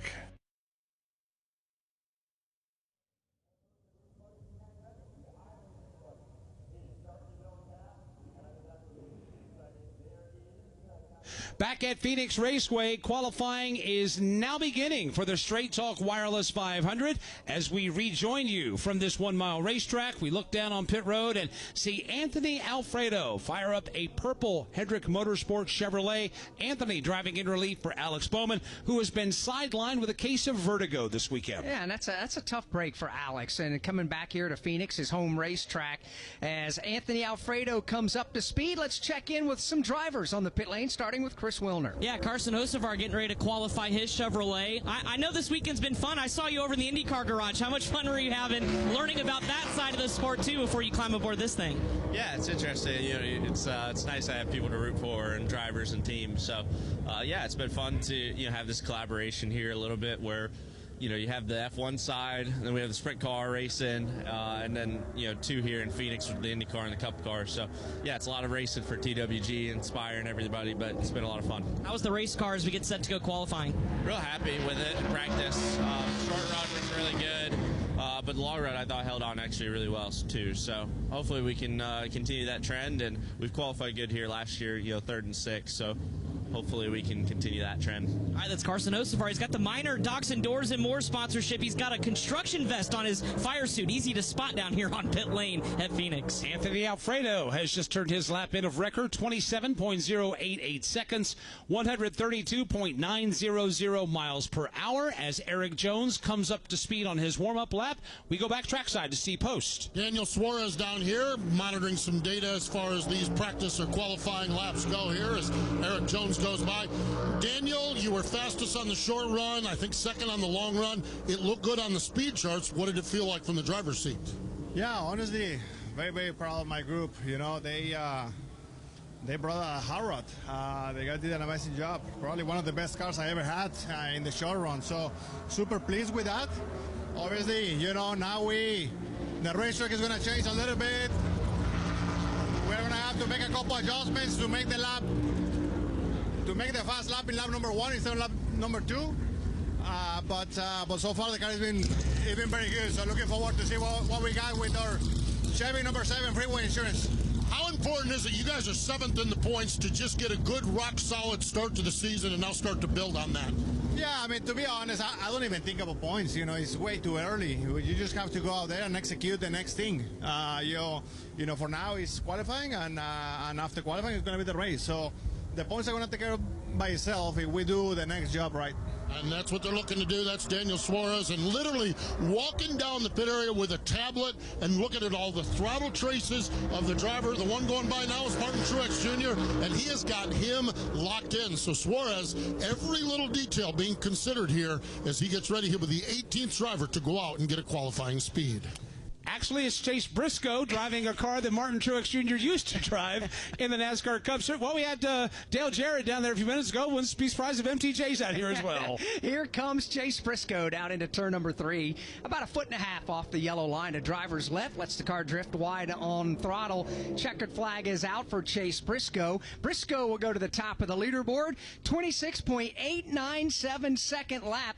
That is faster than the pole speed was here 1 year ago. Backtrack side to Chris. Chris Buescher getting ready to climb aboard the Artisano Bakery Bread Ford Mustang. First of all, the grilled cheese on the side of the car, that looks delicious. Is the car as good as how that looks on the side? Yeah, it's got us all hungry. It's kind of dangerous around here. But, yeah, we practice was pretty good, and then we had a tire failure, right? So then it wasn't. But that being said, there's always ways to try and combat that a little bit. Fire speed was pretty good. Longer run speed was on pace really well. So we got here in qualifying. How much did the balance change after the tire failure? You made some adjustments on it. I mean, did you notice a big difference on the finishing part of that run? We didn't get to do it, so we were done after that, and so we only got 15 laps in. It was going away from a speed side of things. Handling wasn't changing a whole lot for us, which actually is a plus. But I'd imagine the next 10 laps are going to be where it really shows up anyway. Appreciate it. Chris Buescher again going to qualify. You mentioned the tire failure, so lost a little bit of track time there, but 4 top 10s in the last 5 here at Phoenix. He's been strong. Going to try to see how it goes in qualifying. Car that was fast in practice on single lap speeds out of Group 1 is fast in qualifying. And that would be Austin Cindric, 26.731 seconds, 134.675 miles an hour. And Alex, to your point, faster than the qualifying mark of 1 year ago. Backtrack side to Steve Post. Ryan Preece, a 9th place run here last fall. Ryan, what can you do to build upon that into this year's race? Yeah, I mean, our bodyguard Ford Mustang Dark Horse is actually really solid. So I'm eager to see how qualifying goes for us and hopefully have some good track position. But I think we're starting to figure this place out a little. Had a couple teammates with some right front issues there. What goes through your mind when you see that happens? I heard the conversation with Derek, and you guys sound like you're all right, but what goes through your mind? I mean, there's a lot of things that definitely go through your mind, but I'm sure, once we have our team debrief and kind of figure out maybe what could have potentially caused it, but my car and tires look good, so there's something to learn from that as well. So there we go, exactly. And that was the conversation with him and Derek. Derek was like, we're fine, no concern, because I literally switched over to their radio when it happened, and they felt like they've got a pretty good race car here. Going to try to build off of a solid performance last fall. Cody Ware gets his qualifying lap in. He'll be 5th of the 5 drivers. It's Austin Cindric the quickest. Chase Briscoe is 2nd. Anthony Alfredo 3rd. Eric Jones 4th. And Cody Ware is 5th. Ross Chastain has just pulled his Trackhouse Chevrolet onto the racetrack. He'll be followed by Austin Hill, who's driving a 3rd Richard Childress Racing entry tomorrow. After Austin, it'll be Cole Custer, Ricky Stenhouse Jr., Zane Smith, Josh Berry, as we're in the early reaches of qualifying. I mentioned a moment ago that both Austin Cindric and Chase Briscoe have put in qualifying laps that are faster than both pole-winning speeds 1 year ago here at Phoenix for the Cup cars. In case you're wondering what the track record is for a NASCAR Cup Series car here, it was set in November of 2015. 25.147 seconds. That's a good 1.6 seconds faster than what we're running right now. And Jimmy Johnson is the one to set that pole record. Here comes Ross Chastain sideways out of turn number 4. Brings that Kubota Chevrolet to the start-finish line. Ross Chastain will be 2nd overall. 26.757, 134.544 miles an hour. Obviously, Alex Lust is fast. He had the old back end kicked out to the starboard about 15 degrees coming out of turn 4. And if you remember, we talked to him just a little while ago after practice wrapped up, and Toddy said the car is loose, but that's a good thing. So how much easier is it, in some people's opinion, to fix a looser race car or get it dialed in, not fix it, but get it more dialed in, as opposed to a tight car, given that fact that some crew chiefs actually would prefer a tight race car? Yeah, I think when you understand that side of it, you can always work on putting some security back in the race car, and that's a piece that they're trying to do. Qualifying, you want good turn, but you don't want loose. It's kind of a finicky edge there, but that one a little bit looked like he lost a little bit of speed, middle of 3 and 4 there. would have put him set P2 right now. How do you find that sweet spot of what your driver likes and what you like, and knowing what wrenches to turn and what ones not to turn? That's like hitting Christmas when you hit those that are right. It's just understanding the notebook, and you it's time together and working on what you want to do. You know, he talked about having a good turning race car. Having a good turning race car is going to let you race better. You're going to be able to turn the nose under people and put yourself in position. Find the security you want to work from there. The orange and blue United Rentals Chevrolet of Austin Hill with a pretty good qualifying lap. He'll go 4th on the leaderboard. Let's hear from Kyle Larson with Chris Wilner. Kyle Larson, watching qualifying. I was listening to your radio in practice. I heard awful. I heard terrible. What were you fighting during that session, and what is it like now going to have to go qualify it? I was fighting a good attitude. I was a bit grumpy. Yeah, I don't know. We just, I did not feel good at all out there. I mean, we made it better, but I don't know. I just felt like I was going to crash all the time. And, like, the slower I tried to go, the worse I felt. So, yeah, I was a bit lost. And, like I said, I thought we made it more comfortable as I went, but I don't know. I didn't end up much happier. So we'll see. Hopefully we can qualify, you know, in an okay position, get, you know, good, you know, pit stall and have better track position to start the race, and then, you know, make the proper adjustments overnight, listen to their teammates and see what they were kind of feeling. But yeah, a lot of work to do for us so far, I feel like. When you're fighting all that in practice, obviously you want to learn as much as you can in 25 minutes. Did you learn enough, or is it now just trying to find a baseline to get yourself comfortable for tomorrow? Yeah, I think there's probably a lot to pick through, both on my end and the team's end, to see how to be better. So yeah, I think you can learn a lot. Obviously, I would love for how bad we were. We had, you know, 4 more sets of tires to go try and throw some things at it, but that's not the case. So yeah, you just take what you can get from that and try to apply it for tomorrow. Thanks, Kyle. 2-time Cup Series champion Kyle Larson. Boy, they're going to have some work to do to get him comfortable for tomorrow. Cole Custer just wrapped up his qualifying lap, 8th of the 8 that have gone. Ricky Stenhouse Jr. on the racetrack right now as we head back trackside to Steve Post, who's with the race winner from the fall race of 1 year ago. Yeah, when we come to Phoenix, boy, Ryan Blaney is on a handful of drivers that we all keep an eye on. He's down here with competition director Travis Geisler, just having a little debrief, a little conversation here just to see what they're saying about the race car. Ryan, you're so good. You have such a good feel for this racetrack. How is this version of your Ford Mustang Dark Horse this weekend? Yeah, it's been a place where I feel like we've run, you know, pretty well at, and always brought a good package, and always continuing to find new things to get better and better. And yeah, I felt decent in practice. I thought our pace was good, and I feel like we have some margin to work on our stuff to make it drive a little bit better too. So overall, decent start to the weekend, and hopefully we can put a good lap down here. You said something there, margin to work on it. I don't need all the details, but is that what you look for going into a race? Some direction if you're not quite where you want to be. What's the mindset with a margin to work with?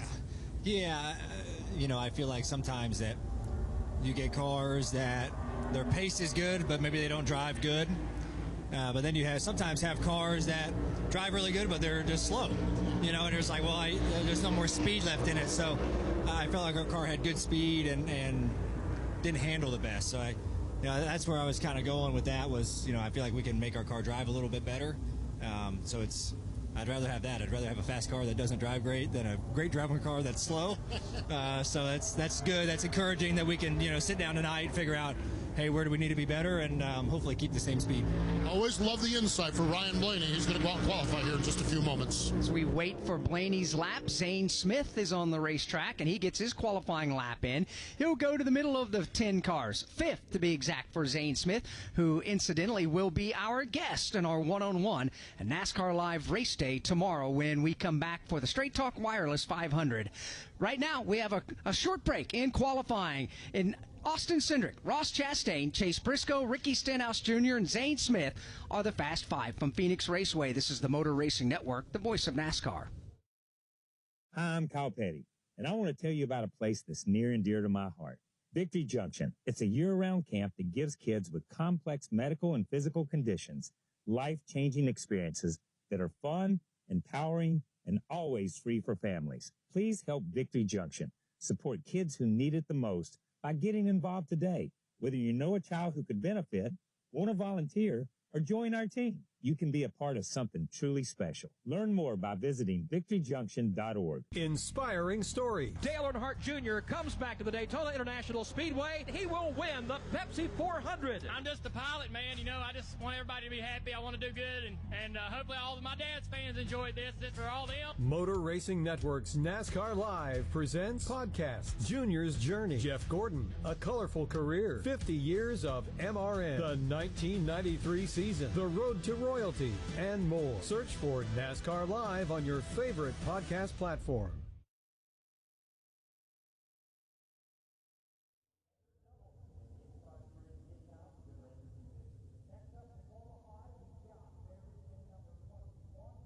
We welcome you back to Phoenix Raceway as we are qualifying for the Straight Talk Wireless 500 here at Phoenix. Let's get you back trackside here from Joey Logano. Yeah, four-time Phoenix winner Joey Logano. We were just admiring this beautiful 2019 throwback to Scotty Mack's Bathurst 1000 winner. It looks fast. How was it in practice? It was pretty good. Not too bad. I felt like our long run speed was pretty competitive.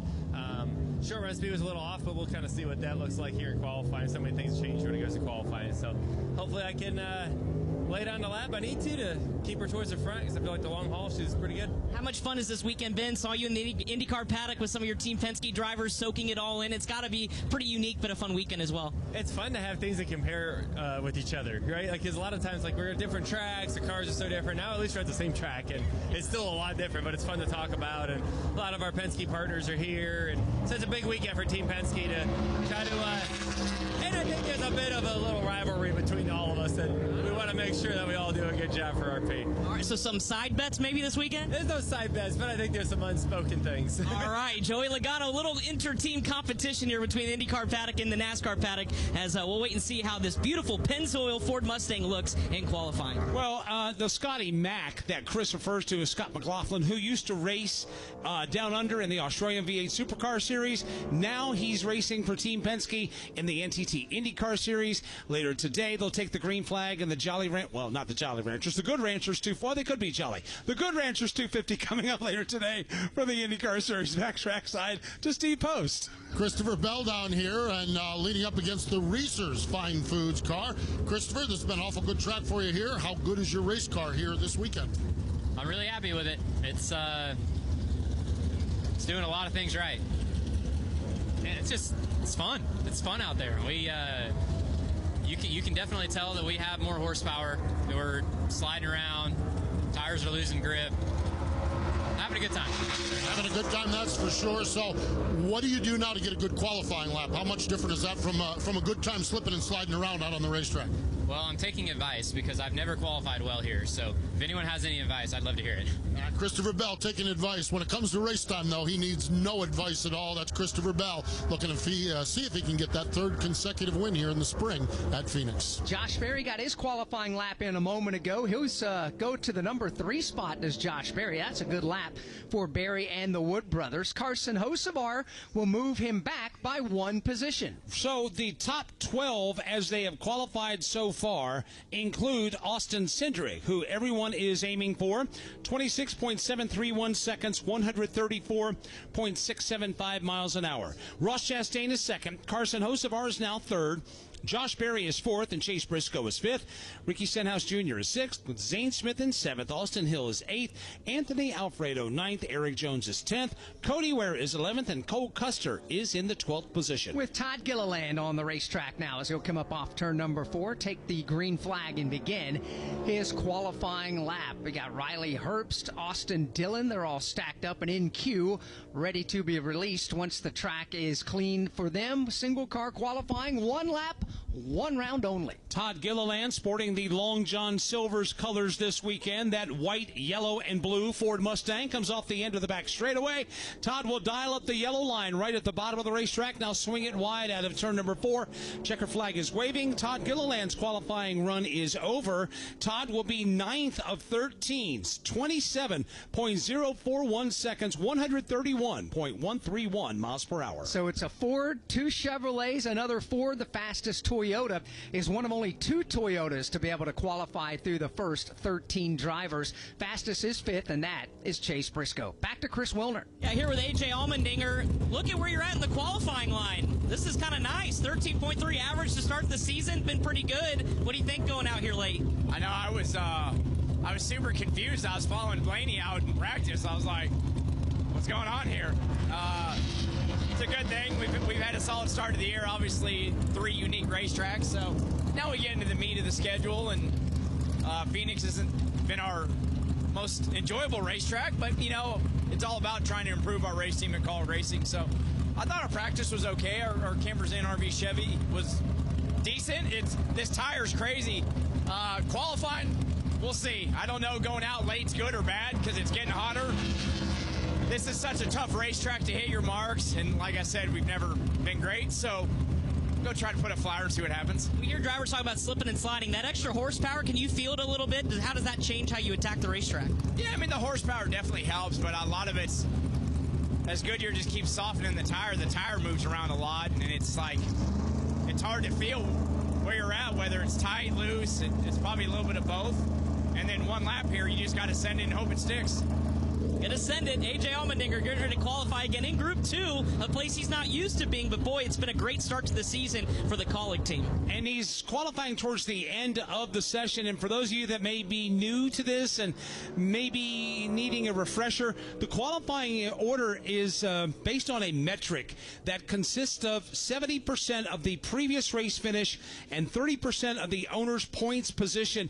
That metric is developed every single week, and it is from basically worst to best as far as that metric score is concerned. And A.J. Allmendinger, through early season successes in the opening 3 races, finds himself in Group 2 and on the backside of that qualifying order. People may say, well, why do they worry about the owner's points, and why do you factor that in? Because of exactly what's going on this weekend with Alex Bowman not being in the number 48 car, but the car is still here competing.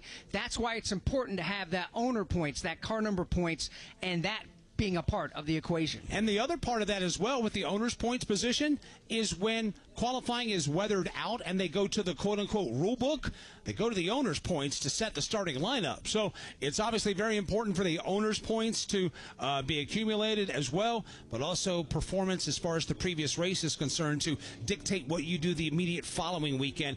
In this case, what he did at COTA coming into this weekend at Phoenix. No change in the top 5 here in qualifying. It's still Austin Cindric the fastest. Ross Chastain and Carson Hocevar go 2nd and 3rd. Josh Berry 4th. Chase Briscoe is 5th. Ricky Stenhouse Jr. now 6th. Riley Herbst is 7th. Zane Smith is 8th. Austin Dillon 9th. And Austin Hill is 10th. Noah Gragson takes the green flag. Todd Gilliland is 11th. Anthony Alfredo in for Alex Bowman in 12th, with Eric Jones 13th. Cody Ware 14th. Cole Custer in the 15th position. Still to come in qualifying, Chris Buescher, Daniel Suarez, Connor Zilich, John Hunter Nemechek, and Brad Keselowski as we're working our way towards the midway point of this qualifying session. Here comes Noah Gragson, the Las Vegas, Nevada native, way up the racetrack in turn number 3. Has to really roll out of the throttle there, and that will cost him dearly on the stopwatch. As Noah Gragson takes the checkered flag, he will fall in line indeed in 15th of the 16 drivers. Cole Custer is 16th, but Mike, he had a similar situation happen to him on his lap. Cole Custer almost launched it into turn 2. Noah launched it into turn 3. The car just washing way up the racetrack, and both drivers suffering in the speed column because of it. Of course, Noah flying the Straight Talk Wireless colors this weekend, a lime green and black livery on his Ford Mustang for Front Row Motorsports. Now we've got Chris Buescher making his way up to speed down the back straightaway. Buescher had an issue with the right front tire being cut down in practice, getting aggressive on air pressures. Here comes Buescher after he only got 15 laps total in his practice session, and he takes the green flag to begin his qualifying lap. He could be a sleeper to win this race tomorrow. He's got 4 top 10 finishes in his last 5 Phoenix starts. He was 2nd in this race 2 years ago, but as Alex mentioned, practice off to a rocky start for Chris Buescher and that Roush Fenway Keselowski team cutting down the tire. All the quarter panels are intact. Got a fresh set of Goodyear tires on that car, and here he comes out of turn number 4. checkered flag in the air, and Chris Buescher will put in the 5th fastest time of the 17 that have qualified so far. Let's check in with Steve Post. Chase Elliott down here, the Napa Auto Parts color on the Chevrolet. Chase, first off, just a solid start to the season. Find yourself 3rd in the point standings. Just how have things been 3 races into this year? Well, it's early. You know, it's really early. So we're just finding our groove. You know, figuring out where we're at. 2 speedways and a road course in, right? So just a little difficult, I think, at that juncture to really have a fair understanding of where we're good and also where we're bad. So last week was not, you know, what we had hoped it to be. Ended up with an okay finish, but certainly, a lot of room for improvement. I thought Daytona and Atlanta were both solid, you know, for speedways, and you know, fortunately, we're able to get through those. So curious to see how tomorrow goes. I thought that practice was really interesting.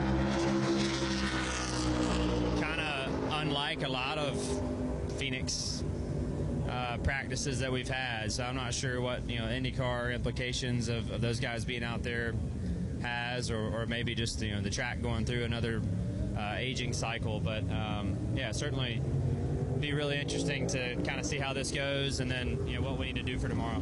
You mentioned a couple of speedways and a road course. We've got Phoenix, Las Vegas, Darlington, and Martinsville. How important is this 4 stretch to learn where you're at? Extremely. You know, I'm not sure we could ask for anything more. You know, it's a great stretch of the schedule, and, you know, some real true racetracks that I think are going to answer a lot of questions. So yeah, well, we'll see. You know, it's always hard to guess when you're coming into these things, but certainly a great opportunity for us to go and try to improve from where we kind of left off last year.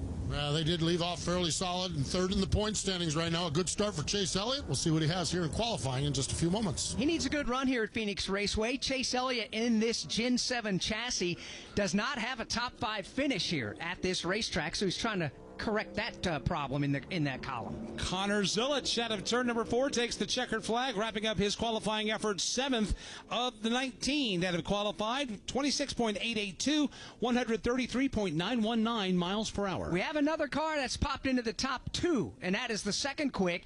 Daniel Suarez, who was the fastest car in practice earlier today, just 100th of a second off of the quick time set by Austin Cindric. So it's Cindric the fastest, Daniel Suarez second, Ross Chastain goes 3rd, Carson Hocevar is 4th, and Josh Berry rounds out the top 5. From Phoenix Raceway, this is the Motor Racing Network, the voice of NASCAR. Relive the thrills of over 50 years of NASCAR racing with the Motor Racing Network's Classic Race. 36th Annual Southern 500. They come down to the start-finish line. Bill Elliott and David Pearson get down. We dig into the MRN audio vault for unforgettable races and moments. Dale Jarrett's got the lead. Earnhardt's not going to get him. Dale Jarrett is going to win the Daytona 500. Available on MRN.com and podcast platform. Fallon Kowicki out of turn number 4, the new Winston Cup champion. He does it across the line. MRN Classic Races. NASCAR fans, get ready to feel the rush.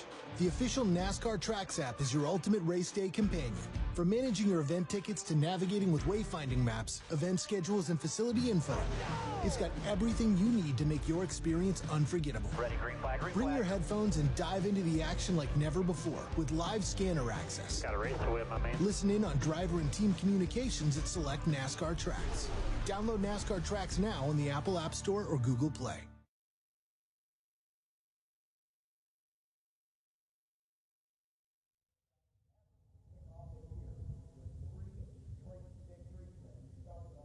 And we welcome you back to Phoenix Raceway, sun-drenched skies, and it lives up to its moniker in the Valley of the Sun. There is a breeze blowing here. It's blowing from downtown Phoenix, which is over behind turns 1 and 2, straight back across the infield, right to our faces here in turns 3 and 4. It's a beautiful weekend of racing. Of course, you know, we're out here with our NASCAR folks, our IndyCar folks here at Phoenix Raceway. But this time of year in this part of the country, it's all about Major League Baseball, spring training. Less than, a couple of weeks away from opening day on March 25th. So a lot of fans out here enjoying baseball and NASCAR and IndyCar all at the same time. Let's go downstairs and hear from the driver who swept the NASCAR Cup Series season to this point. That's right, and that's Tyler Reddick, who, of course, won the season opening 3 races. Tyler, the spin there in practice, what did you see? What did you feel? How was the race car up to that point? Couldn't probably have felt good. Oh, yeah, we're in trouble. No, we're fine. Lots of trouble, right? No, yeah, honestly, having a minute to get a little look at the data and stuff, considering some of the balance stuff that I think we can definitely improve on our Jordan brand, Jordan Camry. I feel really good, honestly, for the balance to kind of be us fighting it that much and not be very far off from where we need to be on speed. So, in a lot of ways, yeah, the moment when you spin, you're like, man, that's not good. But being able to come in here and go through the data with Billy Scott and the rest of the 45 team, yeah, I know that may sound crazy, but I feel pretty good at the moment about where we're at, and I think where we will be, going into tomorrow's race on balance. Some adjustments we'll make here, overnight. This question's been asked now 3 straight weeks, but how do you put into words the start to this season, and how do you kind of lock in and not get complacent and kind of try to ride this wave of momentum that you've been the first driver to have? Yeah, it's not necessarily riding the wave, but just keeping it going, absolutely. I think for us, yeah, just having a practice kind of go like that where you have to work for it is good.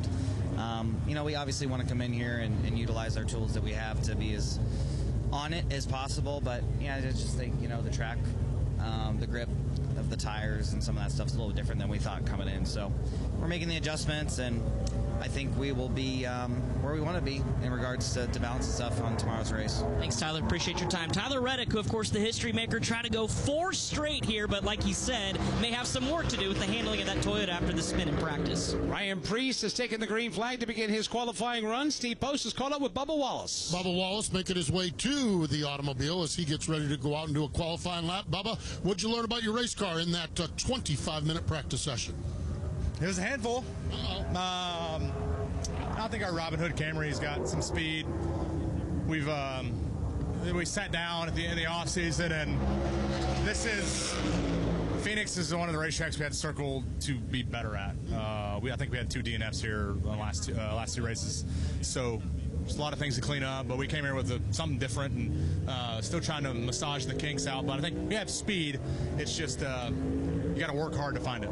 So I know you're here to win races, but when you come out of here, what makes it a good day with this track being a challenge for you guys? What do you want to accomplish? Yeah, just another green race. We've had 3 green races in a row, meaning clean, no issues, everybody's executed, and it shows. The results, we're still second in the points. We had a good day at COTA. So if we can just continue to do that, the pit crew, those guys have been on fire since last year. So just continue the momentum that we're on right now. And yeah, you never know where you can wind up in victory lane. No doubt about it. That is Bubba Wallace getting ready to go out and qualify after a very, very strong, solid start to the season. It has been, and for Bubba Wallace and 2311 as a whole, I mean, yes, Reddick has won the 3 races, but Bubba has been right there. Outside of his teammate getting those checkered flags, Bubba has been one of the best cars on the racetrack these first few races. And that's why he's second in NASCAR Cup Series points as we work our way into race number 4 of the 2026 NASCAR Cup Series season. Ty Dillon has just taken the checkered flag, 19th overall. Brad Keselowski coming up along with Kyle Busch, Denny Hamlin, and others. Let's run you down the leaderboard and let you know where your favorite driver has qualified so far. Austin Cindric is the leader so far with Daniel Suarez in second. Ross Chastain is third. Carson Hocevar is fourth. And Josh Berry is fifth. Sixth is Ryan Preece. Seventh is John Hunter Nemechek. Eighth is Chris Buescher. Connor Zilisch is ninth. And Chase Briscoe is 10th. Ricky Stenhouse Jr. currently 11th. Riley Herbst is 12th. Zane Smith 13th. And Austin Dillon 14th. 15th is Austin Hill. Todd Gilliland 16th. Anthony Alfredo is 17th. Eric Jones is 18th. Ty Dillon 19th. And Cody Ware 20th. You got Noah Gragson 21st. Cole Custer is 22nd.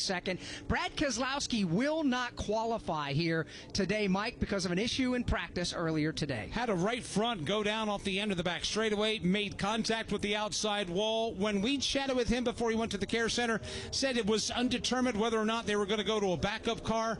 I would think that perhaps maybe they will. We'll bring you that update in NASCAR Live Race Day tomorrow. But Brad will not qualify.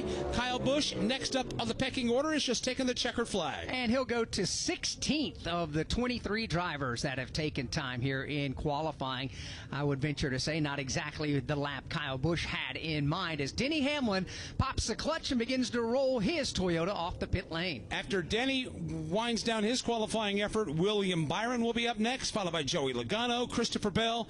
Then it'll be Kyle Larson, A.J. Allmendinger, Bubba Wallace, Ty Gibbs, Ryan Blaney, Michael McDowell, Chase Elliott, Shane Van Gisbergen and Tyler Reddick. And then qualifying for the Straight Talk Wireless 500 will be complete. Then we'll hand things off to our friends at IndyCar Radio for the Good Ranchers 250. IndyCar's return here to the Mile in the Desert at Phoenix Raceway. They had about 3 hours of practice. They had an open test session here a couple of weeks ago, and the IndyCars rip around this racetrack. And the ticket sales, they've set a record for ticket sales for a Saturday here at Phoenix Raceway, given the fact that we've had all this on-track activity. And what a day you have. You have NASCAR Cup Series practice and pole qualifying. You got the IndyCar race, the Good Ranchers 250, and the NASCAR O'Reilly Auto Parts Series nightcapper here at Phoenix later today. A lot of those fans getting settled into their seats right now under beautiful weather conditions. Denny Hamlin, who led 208 laps last fall, is back at Phoenix, and he's just qualified 6th as of now with a 26.819 second lap, 134.233 miles per hour. William Byron will take his red, white, and blue Chevrolet off the end of the pit lane, weaving that car both left and right, just trying to put a little heat in the tires, get some of the debris off of them, and now begins to come up to speed and through the gearbox in turns 1 and 2. When he gets back around to the 4th corner where the start-finish line is, he'll take the green flag and begin his qualifying lap. Let's check in with Steve Post. Shane Van Gisbergen walking out to his race car here. Shane, we've documented, we followed your oval track learning curve. What'd you learn today here at Phoenix? Very slick. A lot of fall off, which was surprisingly more than last time we were here, but yeah, struggle with our balance a lot, so trying to make that better, and I got to drive better too. Okay, strong start to the season. What do you need to do here today to continue, or this weekend, to continue that and just kind of keep this forward momentum going for this team? Just keep accumulating points. We're in a great spot because of that. Our mentality, try and get as many as we can every week, and it seems to be working so far.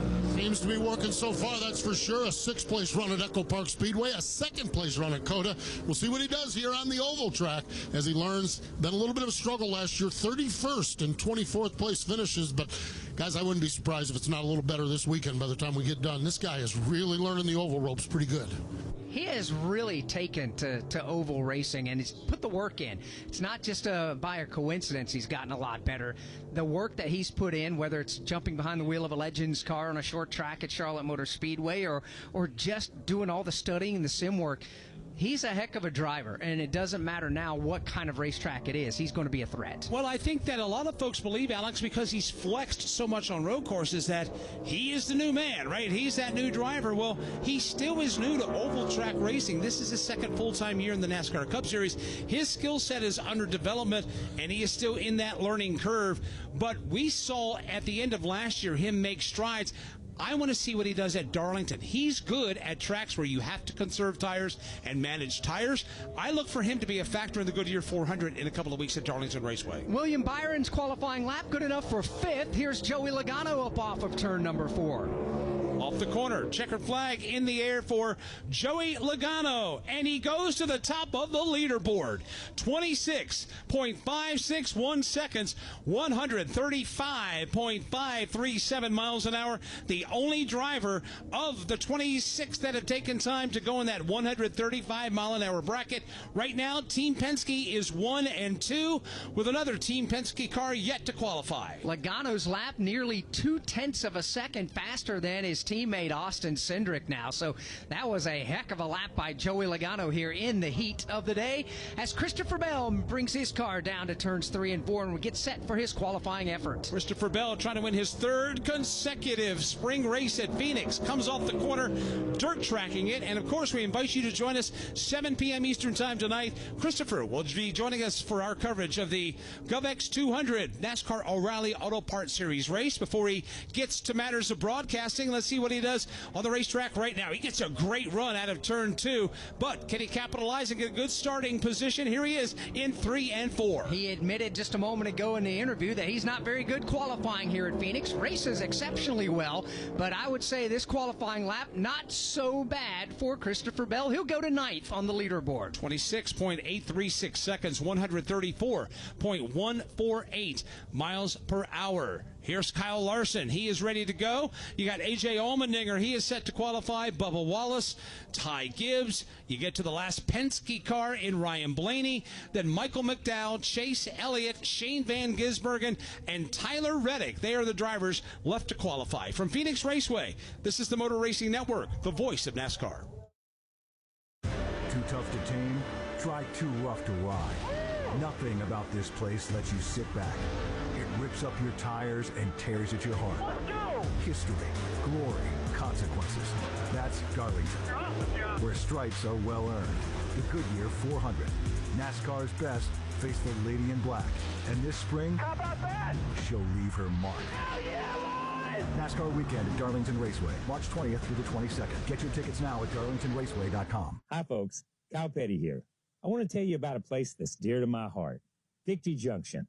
It's a year-round camp that gives kids with complex medical and physical conditions life-changing experiences that are fun, empowering, and always free for families. Please help Victory Junction support kids who need it the most by making a donation today. Any amount will help kids attend camp for free. Help make a difference by visiting victoryjunction.org/donate.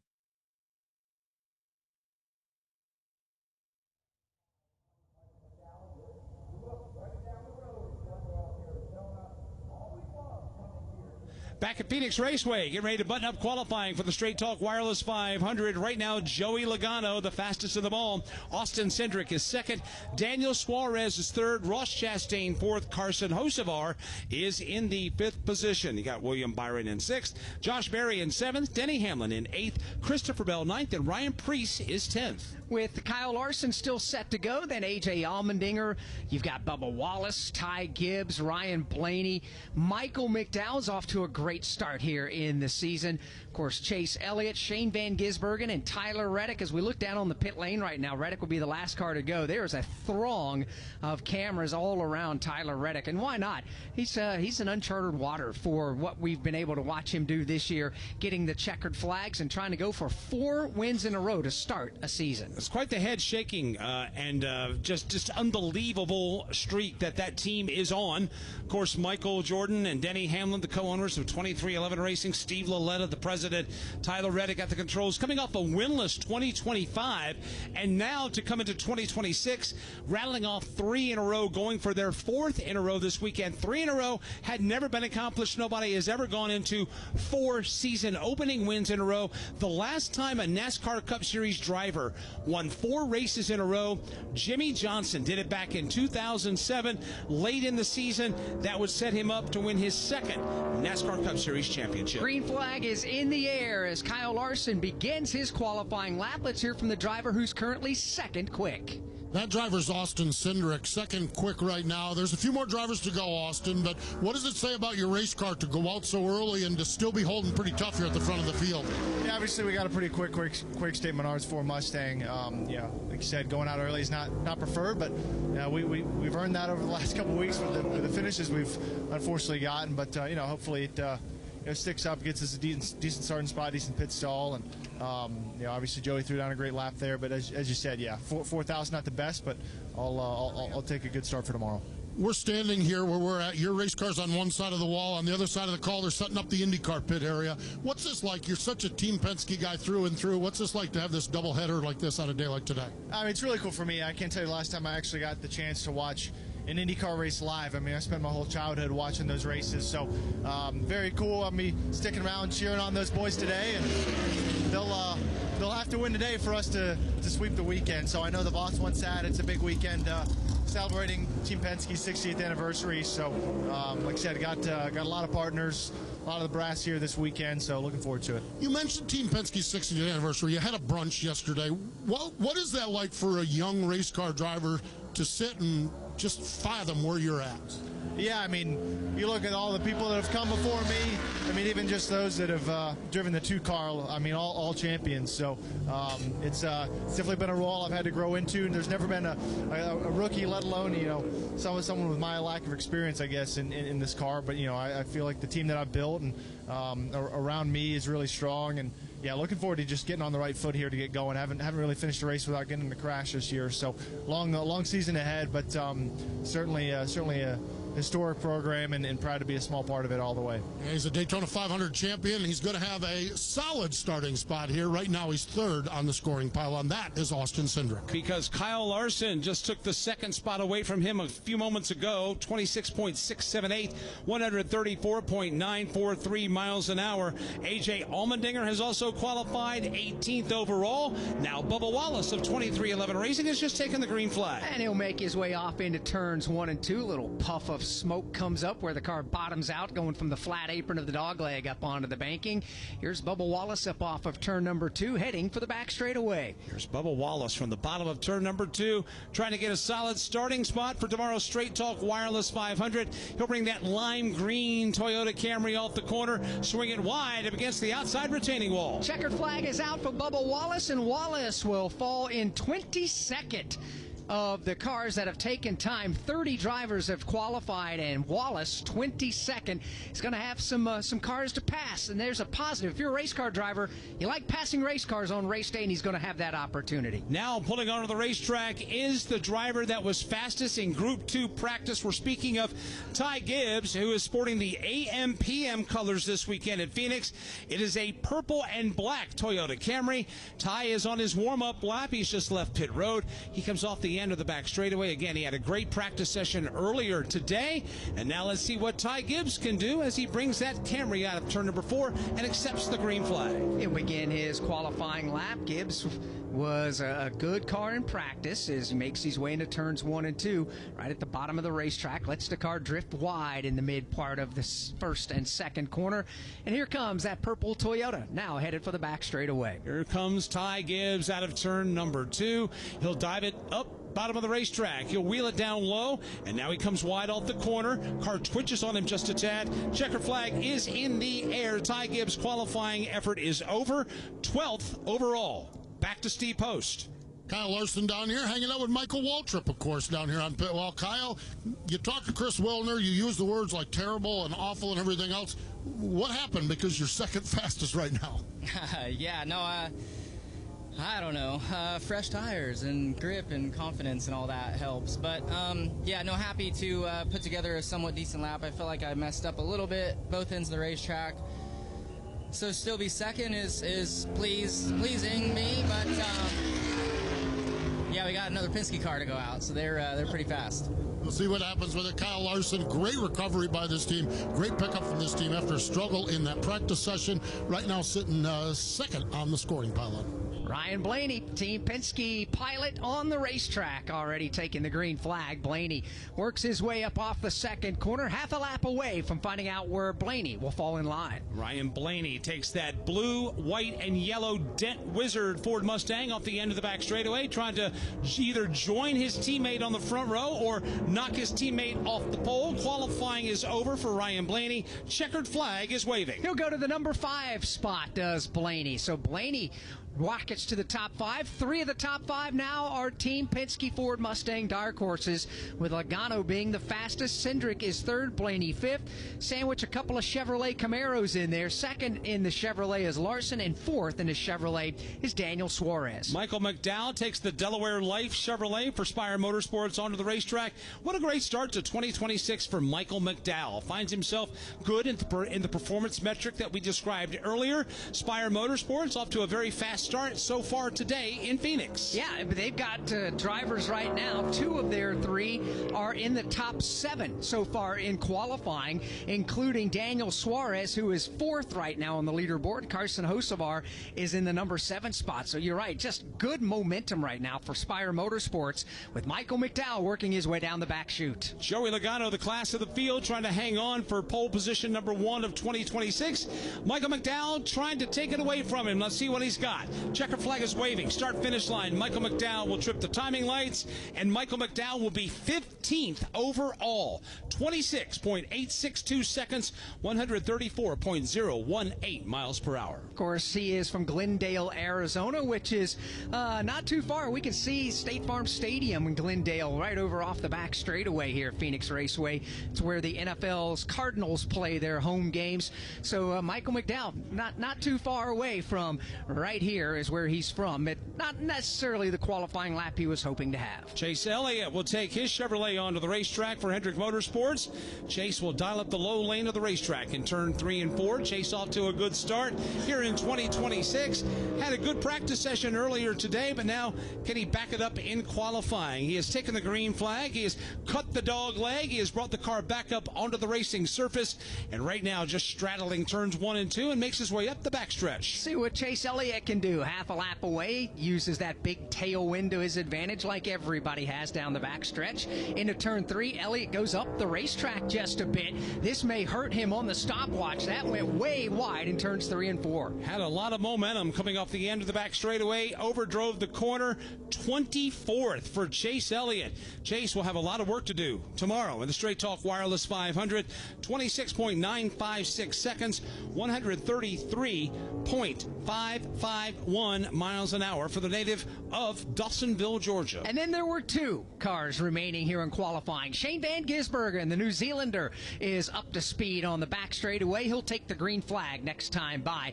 Begin his one and only qualifying lap, and then that'll leave us with the final driver to qualify, Tyler Reddick. At the moment, there's only one Toyota in the top 10, and that's Denny Hamlin back in the 10th spot as the green flag goes in the air for Shane Van Gisbergen. It has not been a good qualifying effort so far for the Toyotas. You mentioned that Denny Hamlin, the only one in the top 10. You got Christopher Bell in 11th. Ty Gibbs is 13th. John Hunter Nemechek is 14th. Chase Briscoe is 18th. Riley Herbst is 20th. Bubba Wallace is 26th. Eric Jones is 30th. And you got one Toyota left to go, but a Chevrolet must take a checkered flag before that Toyota pulls onto the racetrack. And that Chevrolet is Shane Van Gisbergen. The checkered flag is out. Van Gisbergen will go 17th on the leaderboard. So Joey Logano sits atop the pylon with one car to go, and it's Tyler Reddick who rolls the Jordan Toyota up off the end of pit lane. It is a black and gray with a little tan at the bottom with the classic Jordan logo on the hood in red, and Tyler will pull that machine onto the racetrack, going for his 4th consecutive season opening win here in 2026. He went for a spin earlier today in practice. He didn't ding the car up. Matter of fact, it happened on throttle. When he picked up the throttle in the middle of turns 1 and 2, the back end stepped out from underneath him. He spun it to the bottom of the racetrack, but no contact with the wall. Here comes Tyler out of turn number 4, and the green flag is in the air. Final car to qualify for the Straight Talk Wireless 500 heads to turn 1. Tyler Reddick looking for his first Cup pole here at Phoenix Raceway, while the driver he's trying to beat, Joey Logano, is stalking his 5th career Cup pole here at Phoenix Raceway. Here's Reddick down into turn number 3 looking for the checkers. Tyler Reddick drives it deep into the corner and is going to slide at the racetrack on him out of turn number 4 and to the start-finish line. Who will lead the field to the green flag tomorrow? It's going to be Joey Logano because Tyler Reddick qualifies in position number 8. So it's Joey Logano and Team Penske. The Shell Pennzoil Ford Mustang will lead the field to the green flag. We'll hear from Joey in a moment. From Phoenix Raceway, this is the Motor Racing Network, the voice of NASCAR. The thrills of NASCAR racing from over 55 years of Motor Racing Network broadcasts. Bobby Allison brings the race car right down in the middle of the track, crosses the start-finish line, and he will win the 24th annual Daytona 500. Bill Elliott wins the Hooters 500. Alan Kulwicki, 1992 champion. MRN Classic Races. And in the whole pack steaming for the finish line, Dale Earnhardt wins the Winston 500. Find all the classic moments on MRN Classic Races on any podcast platform. The chase is back.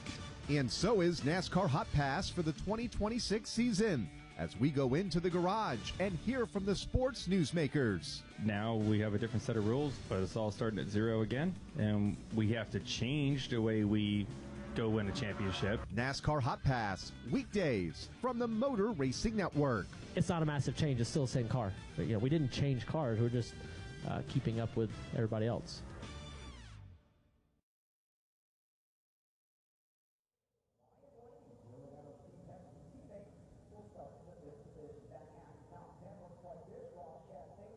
Back at Phoenix Raceway, qualifying for the Straight Talk Wireless 500 is over, and it's Joey Logano who has scored the pole for Team Penske. Of course, Alex, Joey in quest for his 5th Phoenix win tomorrow. Yeah, he is. And Joey Logano, when the pressure is on, as Todd certainly knows, he rises to the occasion. And when he talked about having Roger Penske wanting to sweep the weekend with the IndyCar and NASCAR side of things, they're off to a good start. Let's hear from our poll winner. Not only has Joey Logano put the Team Penske NASCAR car on the pole, but Team Penske will lead the field of green in the IndyCar race. So 60th anniversary celebration yesterday, this weekend for Team Penske. How big is this pole position for you just to get it and establish yourself at the front of the field? Well, it's great. You got a lot of our partners are here. Obviously, this is a big Team Penske weekend when you have the IndyCar guys in town as well. And Malukas able to get the pole on the IndyCar side, and then for us to get it on this side, that's a big accomplishment. It's just a start. The finish matters always the most, but it's a good start for the weekend, and obviously we're throwing it back to Scott McLaughlin's Bathurst 1000 winner. So it's neat to be able to honor some of our history as a team, and put it up front matters the most. Well, what are we going to see in this race tomorrow? Because I just heard you talking about a handful. These race cars, tire fall off. What are we going to see in this race tomorrow? No, it's a handful, all right. Cars are slick. You're sliding around a lot. You're trying to bolt down more horsepower, which is awesome. Wish we had even more. It's definitely the right direction for racing. So I'm excited to see how the race is going to be, because this track is really getting better and better every time we come here. The top and 1 and 2, or the very, very bottom underneath the yellow line's great. 3 and 4 is widening out. So it's definitely becoming one of the best racetracks we got in the circuit right now. One of the best racetracks we have in the circuit. The driver that will lead him to green is Joey Logano. He'll do that tomorrow afternoon. Indeed, he will. With Kyle Larson starting in second, Austin Cindric third, Daniel Suarez will start fourth, Ryan Blaney will start from the fifth position, with Ross Chastain, Carson Hocevar, Tyler Reddick, William Byron, Josh Berry rounding out the top 10. That's going to wrap up our coverage of qualifying today from Phoenix. We invite you to join us at 7 p.m. Eastern Time tonight. We'll have coverage of the NASCAR O'Reilly Auto Parts Series Gov X200. Be sure to check that out. Christopher Bell will be joining us in the booth as our guest analyst. For Steve Post and Chris Wilner, for Todd Gordon and Alex Hayden, I'm Mike Bagley. Thank you so much for joining us for practice and qualifying here from Phoenix. We congratulate Joey Logano, the pole winner for tomorrow's Straight Talk Wireless 500 here at the Phoenix Raceway.